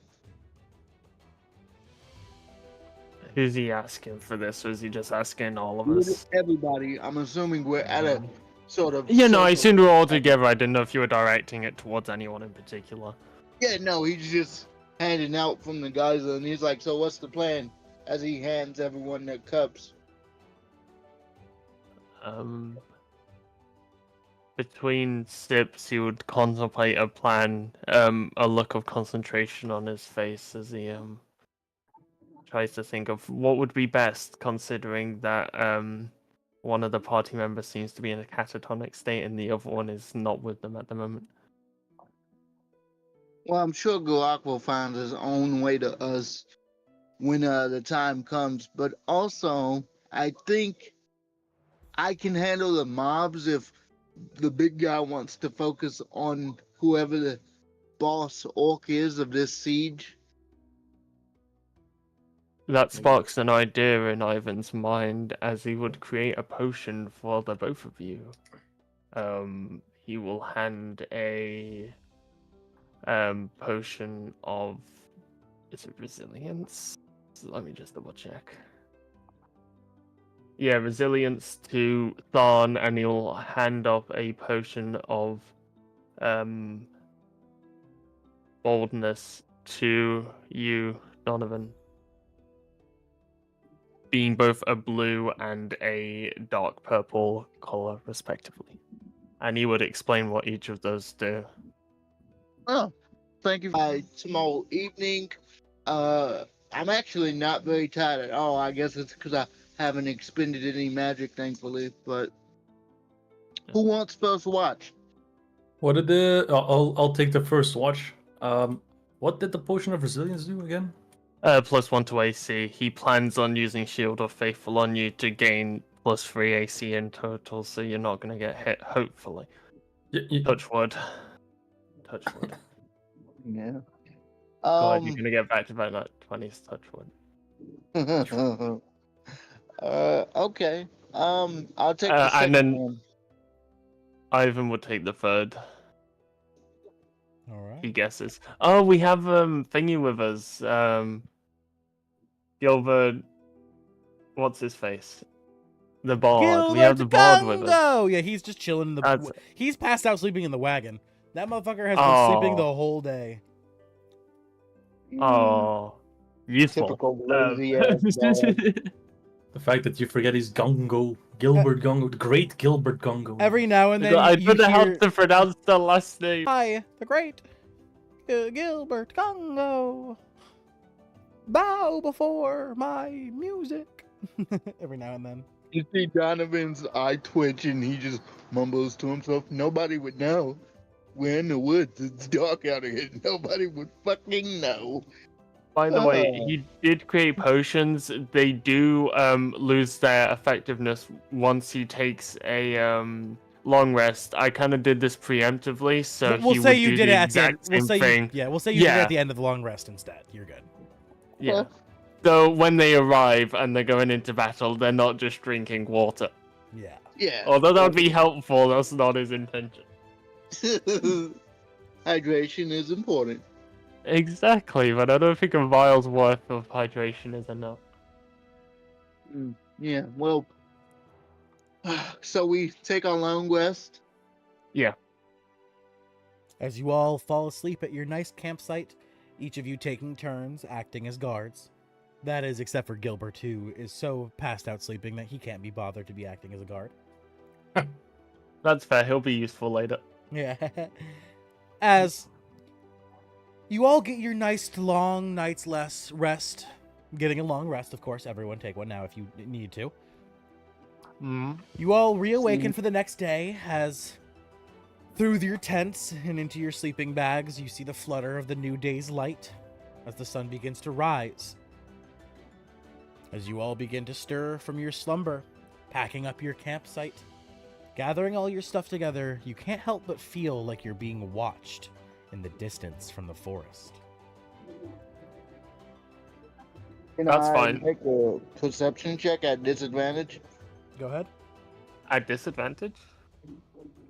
It would be a disadvantage because they're nearly like fucking 5 miles away from you. Oh, okay. Yeah. I was gonna say, I'm pretty sure like the normal human perception is 2 miles. Yeah. If I'm not mistaken. Yeah, so disadvantage, since it's nearly double that, yeah. It's more than double. It's almost triple that. 5. Yeah, you kind of lean over and like you kind of look over your shoulder, Donovan, every time you feel like something's watching you, but all you can see in the distance is the large, dense forest of Neverwinter Woods. Alright, well, be that as it may, I have 11 beans to plant. Should I plant another bean before we go, gentlemen? As the geyser has since dried up, just a little bit of sticky juice lying on the ground where the geyser once was. You see ants just going crazy over there. Have a good time, good people. Guys, should I... Would give a small shrug, murmuring it's probably better here than closer to where we're heading. Sure, go ahead. Okay. You can even plant multiple if you want. No. He'd give a very concerned look to Thorn. Yeah, let's not do that, big guy. Hey, I'm not the smartest. Thorn's over here Is like, that another guy? that's a 30, right? No, that's 3. but I know we said something about duplicates. I think that's another geyser. Yeah, if you want to roll again, that's fine. I Yeah. will allow duplicates, but if you want to roll again to not get a duplicate, that's fine. Okay. 94. Some of the Holy trash. shit. Was Yeah. that something bad? 94. Probably. A pyramid with a 60 square foot base. Oh, it's Inside this is one. a sarcophagus containing a mummy lord. The pyramid is treated as the mummy lord's lair, and the sarcophagus contains a treasure of the GM's choice. Oh no. As Donovan said, suddenly in front of you all, a giant pyramid begins to grow from the ground, rising higher and higher, higher and higher. Wait, so we're not inside of it? No, it's Oh, thank fuck for that. You Oh, I think we did not can't want to be be mummy facing lord? a mummy lord at this Mummy level. lord. Absolutely not. We can fight him. Knuckle up, I'm pretty motherfucker. sure it's like CL14. Yeah, he's a fucking 10th level spellcaster. All jokes aside, we'd get old. We would get old. Oh, absolutely. Well, it would look at us in the wrong way and we would perish. as before well, you, we can. the tomb sprouts, a giant Egyptian pyramid growing from the ground. Overhead, its entrance, you read, in a strange old language that you don't know how you understand, the words, "The Mummies," as a new location has appeared on the map.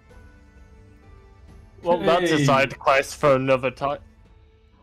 Yeah, Well, we're maybe gonna I get to should like have level one more 20. We're gonna beam. come back.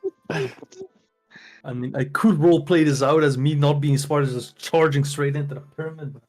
If you want to do that, I'm here. I was for gonna it. say you'll get 2 out of your 3 corruption stacks. So. Hey,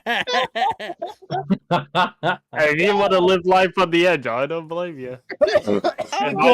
Your goal now, y'all's goal becomes to bait the dragon to the mummy's tomb to get them to fight each other. Bro, yeah. Okay, wait a minute. Here's my plan. Here's my plan since that just happened and the GM just gave it to me. What if we walk in and convince the mummy lord to fight the dragon on his home turf? Ooh. I don't want to die. I will attempt it just because I have such good charisma. I will make this attempt. It would be better if I had someone to back me up and Well, give me advantage. We'll come I'll back make it- for it. We'll come back for it at a later time, but we're definitely not going to handle that today. Absolutely.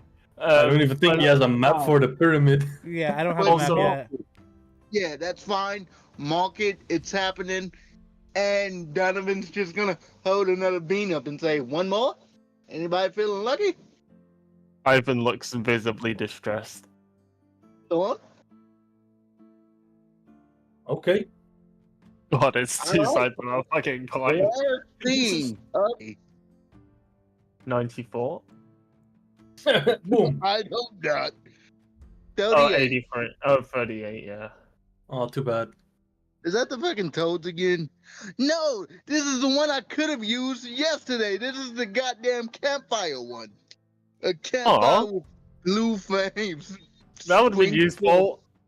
That's what I'm saying. I was trying to get this one yesterday. All right, location on the map again. I mean, it's just a blue campfire. It's not an entire camp, just a campfire. Yeah. Yeah, but it just. And It, it only burned 24 hours. oh, I thought it never went out. I thought I remember it reading it and never went out. My bad. No.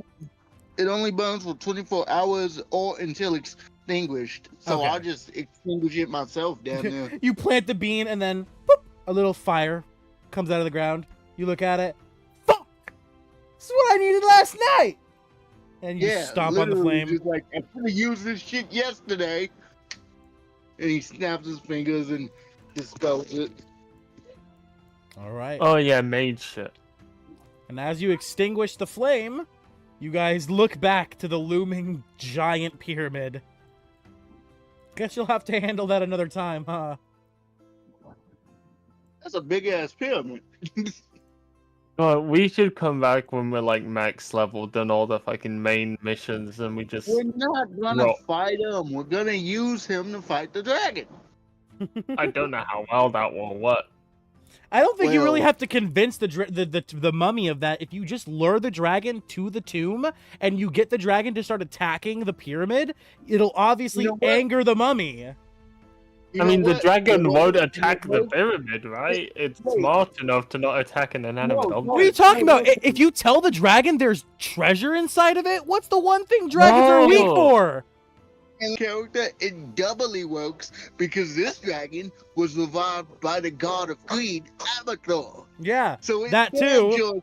Oh. And he also has a mission to corrupt everything, which is why he's here to start corrupting everything, which would mean the mummy would be on his target of corrupting too. So you could potentially lure him here in the hopes of getting treasure, corrupting the mummy, and getting his mission done. Yeah.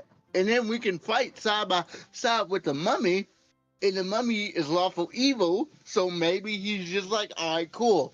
You guys help me. Don't you guys buy Egyptian clothing. You guys buy Egyptian clothing. Deck yourselves out, making you look like you're his followers, and you show up and help him, and he's like, oh, my people, perfect, you're here. Hey, dog, don't get me twisted. I have the spell Alter Self. I will make my skin Egyptian. Don't fuck with me. Well, the DM will be really cruel, and we have to fight the BBEG and the mummy lot. No, I honestly, hearing that this mummy, what CR is this mummy? 17. 16. The BBAG of this campaign, like it's nothing. I'm pretty sure. Oh really? For example, never mind. Okay, Ivan, you've played this campaign before, so do you know what CR Do you know what CR Cryovein is? Don't say it out loud. But if you know what CR Cryovein is, the dragon that you're facing is the same CR. I didn't change how difficult the dragon was. I kept. But it's still a dragon. Yes. Like 10th level spellcaster. Yeah. He's literally a 10th level spellcaster. Wait, you're saying that right? So he's got favor from Mistra. Yes. Interesting. Yeah, the mummy lord is a bitch. He is strong. Yes. That's why I heavily underestimated the mummy lord. You are. I heavily suggest not doing this encounter until Act 2 to Act 3. I mean, only 97 hit points on average. It's easy. Yeah, but we're not gonna fight him now. We're gonna wait. Oh, wait, CR 15. Maybe, yeah. In 2014 rules. Maybe if we let the dragon soften him up, if he does. I mean, I doubt it, but... That's exactly what I was thinking you guys would do, too. You would trick the dragon into fighting the mummy to weaken the mummy just long enough that you could then attack the mummy and kill the mummy as well. Yeah. I'm gonna have to double level you up for that shit. Alright, so we move on. Yeah. I was gonna say, maybe the fucking... Cryovein was just very lucky when I fought him the first time. Because I remember the damage being... That other DM was lying about who we were fighting. He might have... Cryovein is rather weak, to be honest. His base stat block, your DM probably did up him. As, like I said, there's a reason I replaced Cryovein. Because I looked at his stat block and I'm like, this guy sucks. Yeah, no. This like, is a after BBG. that campaign, I did look at the Cryovein and I'm like, wait a second. This is odd. I didn't expect to run into a second. If possible, before they hit the road again, Donovan will make a sign in multiple languages saying, do not enter property of Donovan Willows. You hear from inside the tomb, who the fuck just put their name on my tomb? And you guys get the idea you should probably start moving really fucking fast. Topical.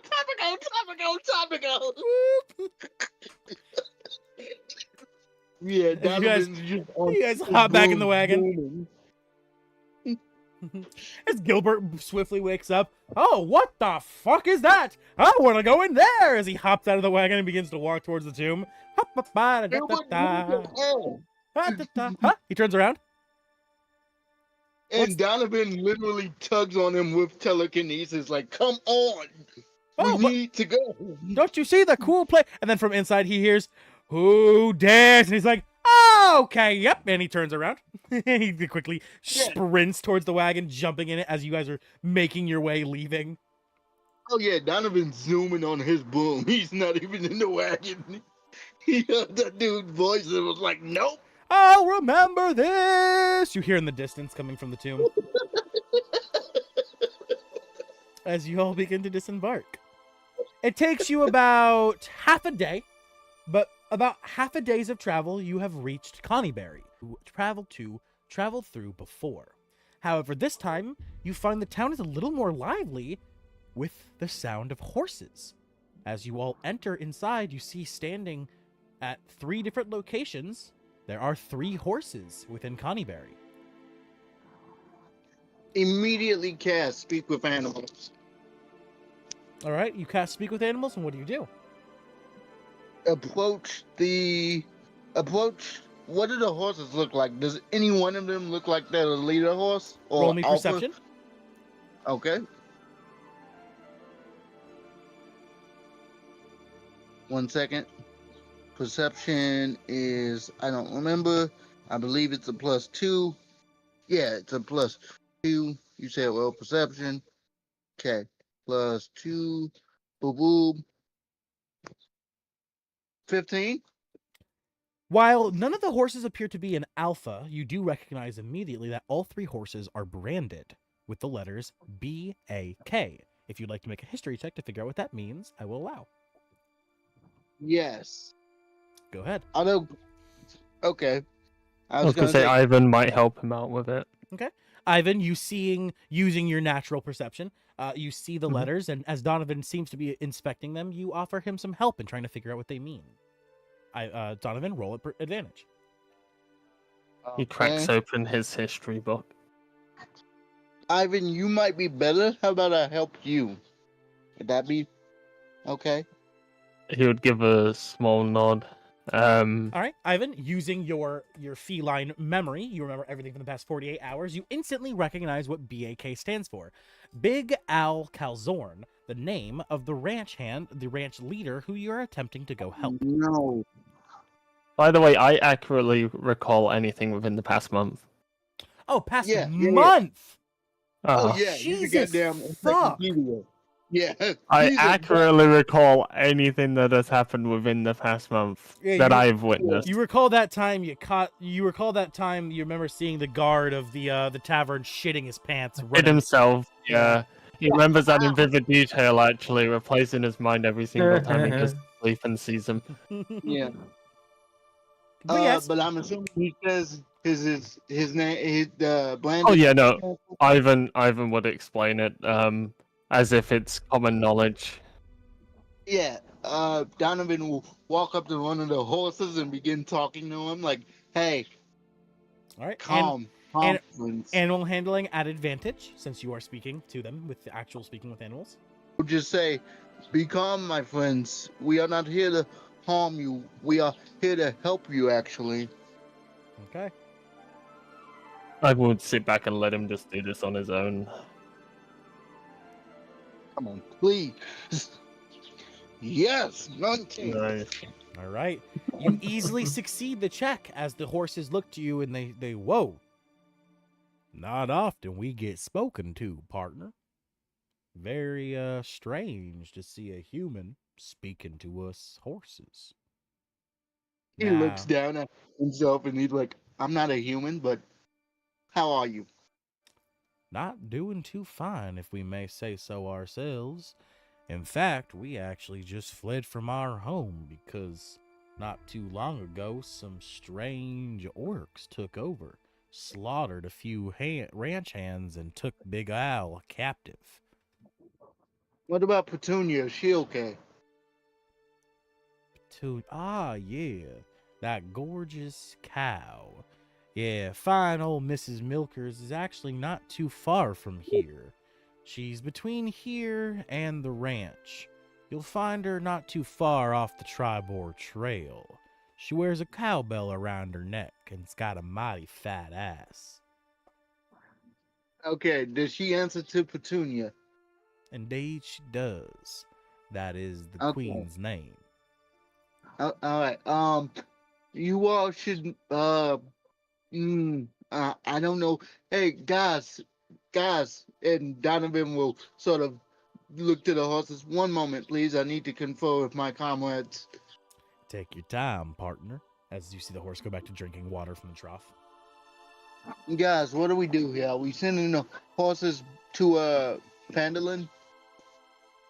No one else has any idea what you just were talking about, as they just saw you walk up to some horses and start talking to them, and in response, every now and then the horse would go, "Nay! Nay!" Yeah. Stun was kind of giving him a look of expectation that he was gonna translate. Let me elaborate. The Butterskull Ranch has been breached. Petunia's somewhere along the tribal trail between here and the ranch, and those horses fled from the ranch. They saw the big owl get taken by the orcs.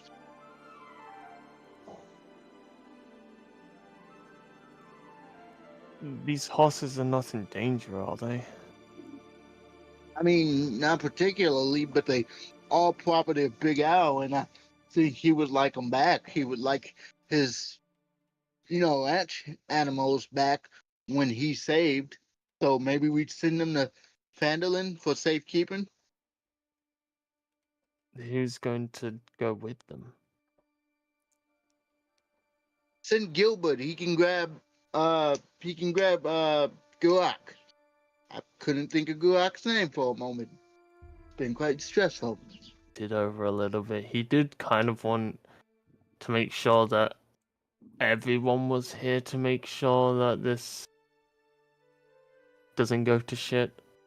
Yeah, we still need to grab Petunia before we even reach the ranch. So what you could do is you could head over, get Petunia, come back to Connieberry, and then send Gilbert back to Phandalin with Petunia. With the horses. I was thinking of getting everyone and then going back all together, but yeah.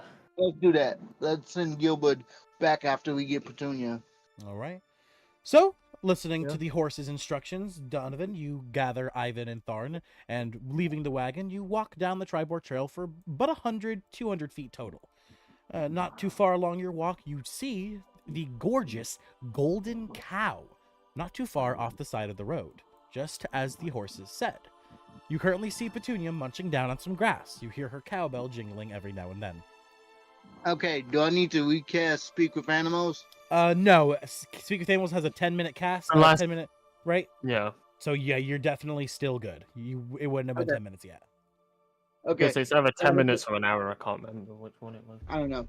Donovan will walk up and be like, "Hey, Petunia. Hey, pretty lady. How you doing, Your Majesty?" Her head slowly rises from the grass, still munching on a mouthful that turns to you. "I'm fine. Just munching grass." "You only want grass? What if I gave you a sugar cube, ma'am?" "That sounds good." As she immediately begins walking over to you. No hesitation. Would you like to come with us and your friends?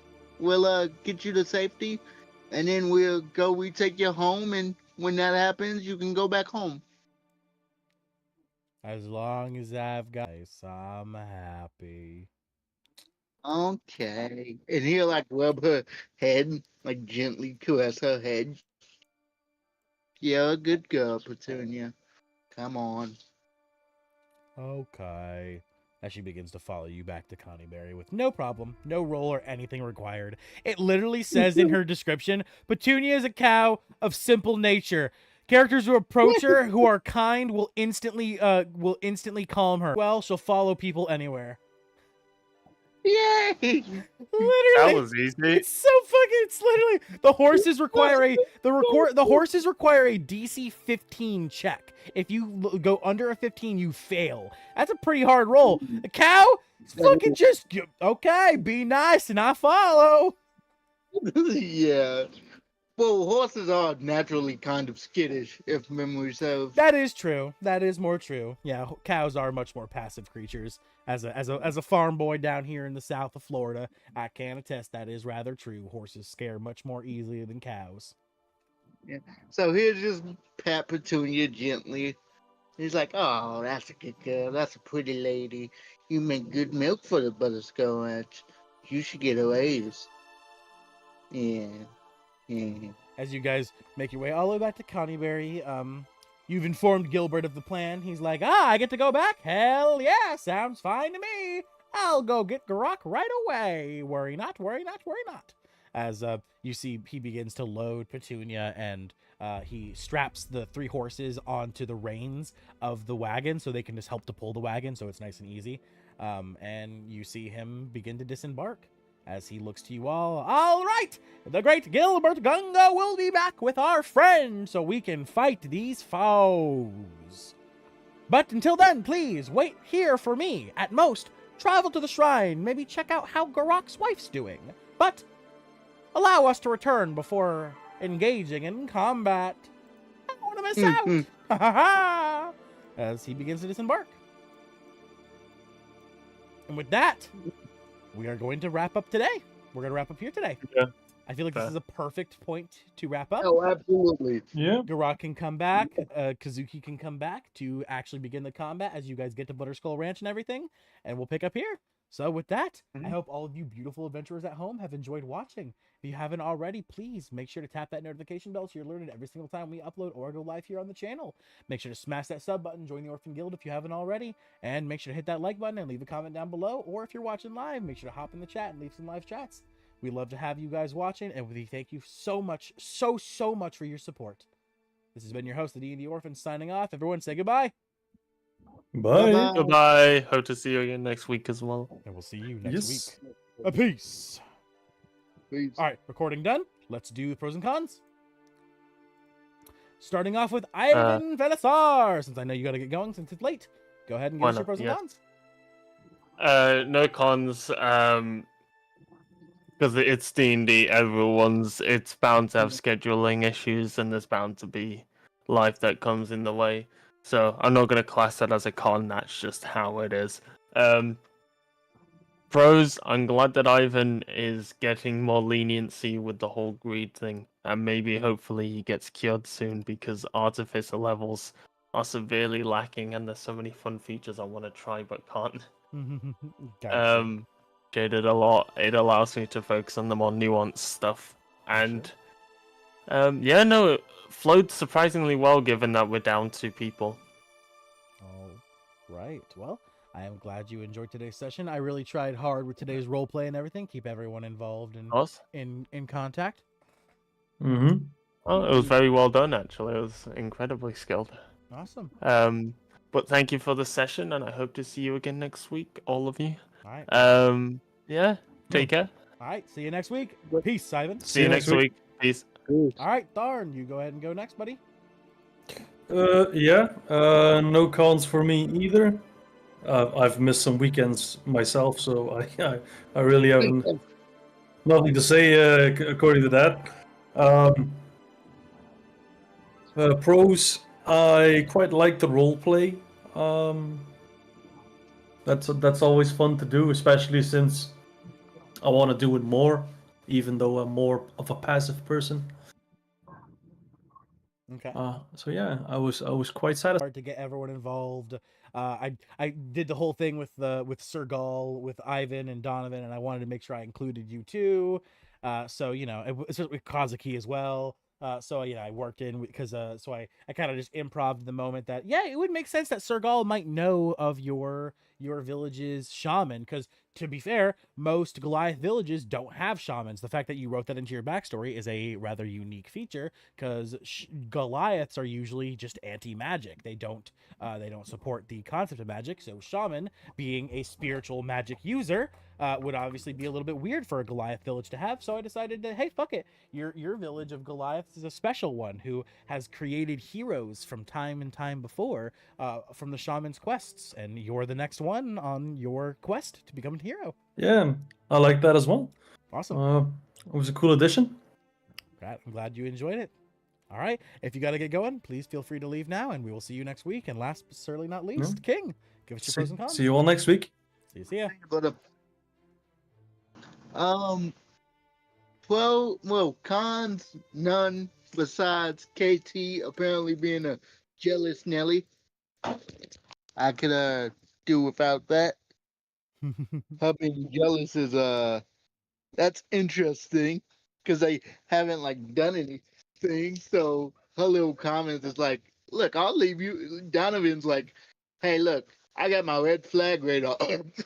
You're showing me red flags. That's why I sort of went with the flow the way I did.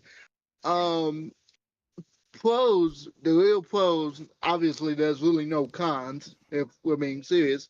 No cons. The pros, that roleplay was that was some pretty good roleplay. I feel like everyone sort of with Sergo sort of reflected who their characters are.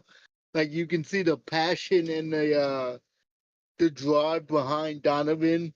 Like he wasn't actually gonna attack the guy, but he was like, "You tell me what I want to know. Like, why are you keeping this from me?" So that was just really good. I had to pick one. Would be me summoning a pyramid and just being like, "Nope, nope, nope, nope, nope, nope." Yep, and then you obviously. Yeah. Go ahead. Now there's just a tomb on the map, just chilling here. I mean, you obviously gave me the idea of pitting them against each other, and that works beautifully because I can always see the Mummy Lord being like, hey, leave me alone, don't touch my shit. And this literal greed dragon blood showing up like, I'm taking your shit. Like, so that actually really made the future boss fight much more dynamic. I did want to ask, I know you said no more level ups, but we'll be finding loot and stuff on quests now. Wait, what level are you guys? We are level 5. 6. We are level 5. You'll have one more level up. Once you finish 3 more, once you finish 3 more quests total, that'll be the last level you get before the end of the final level, which is killing the boss, of course. Yeah. Okay. Well, that's gonna be much more dynamic now that we may or may not be able to sort of wind him up and send him at a Mummy Lord that might actually just clap his hands together to kill that guy, because the description says 10th level spellcaster, and I'm sure you noticed about D&D, the highest level spell you can cast is 9. Mm-hmm. So what are we talking about here? Yep. But yeah, I mean, like we said, if anything, we can use them to sort of third party whoever's left, and we'll be at max health. That's the dream, at least. I'm excited for the beanstalk. I hope at some point, like when you guys travel to Neverwinter upon the across the high road, I hope that's when you decide to plant the bean, and we get the beanstalk. Because over here we'll have the mummy's tomb. Over here we'll have side quest things that'll just be chilling on the map. Well, if we don't, we're dealing with that mummy probably Act 2, if not, if the BBEG of this campaign or this act doesn't get a lot of damage off, like if he does like even 50 or so damage, maybe we have a chance. But if he only does like 5 damage, Donovan's just gonna be like, all right, cool, you've defended your tomb, we will ward it and let people know don't fuck with your tomb. Have a good day, sir. Like, I'm not trying to fight a Mummy Lord, if I'm being genuinely honest with you. They are way too powerful for us to deal with. And you know, I hate beating a dead horse, but we all know how this would go if Xerix is still around. Yeah. I called him immediately. It's like, no. But all right, with that, yeah, I'm glad you enjoyed today's session, man. Yeah, I will see you next week. Actually. Oh, and I need to text Aries to let her know she now has a luck stone. Yes, make sure to do that. All right. I'm assuming it shrinks down to her size. Yeah, for sure. Yeah, okay. All right. Have a good one, man. See ya, and I will see you next week. Peace. Yep. Peace, brother. With that, we've reached the end of today's session. Thank you all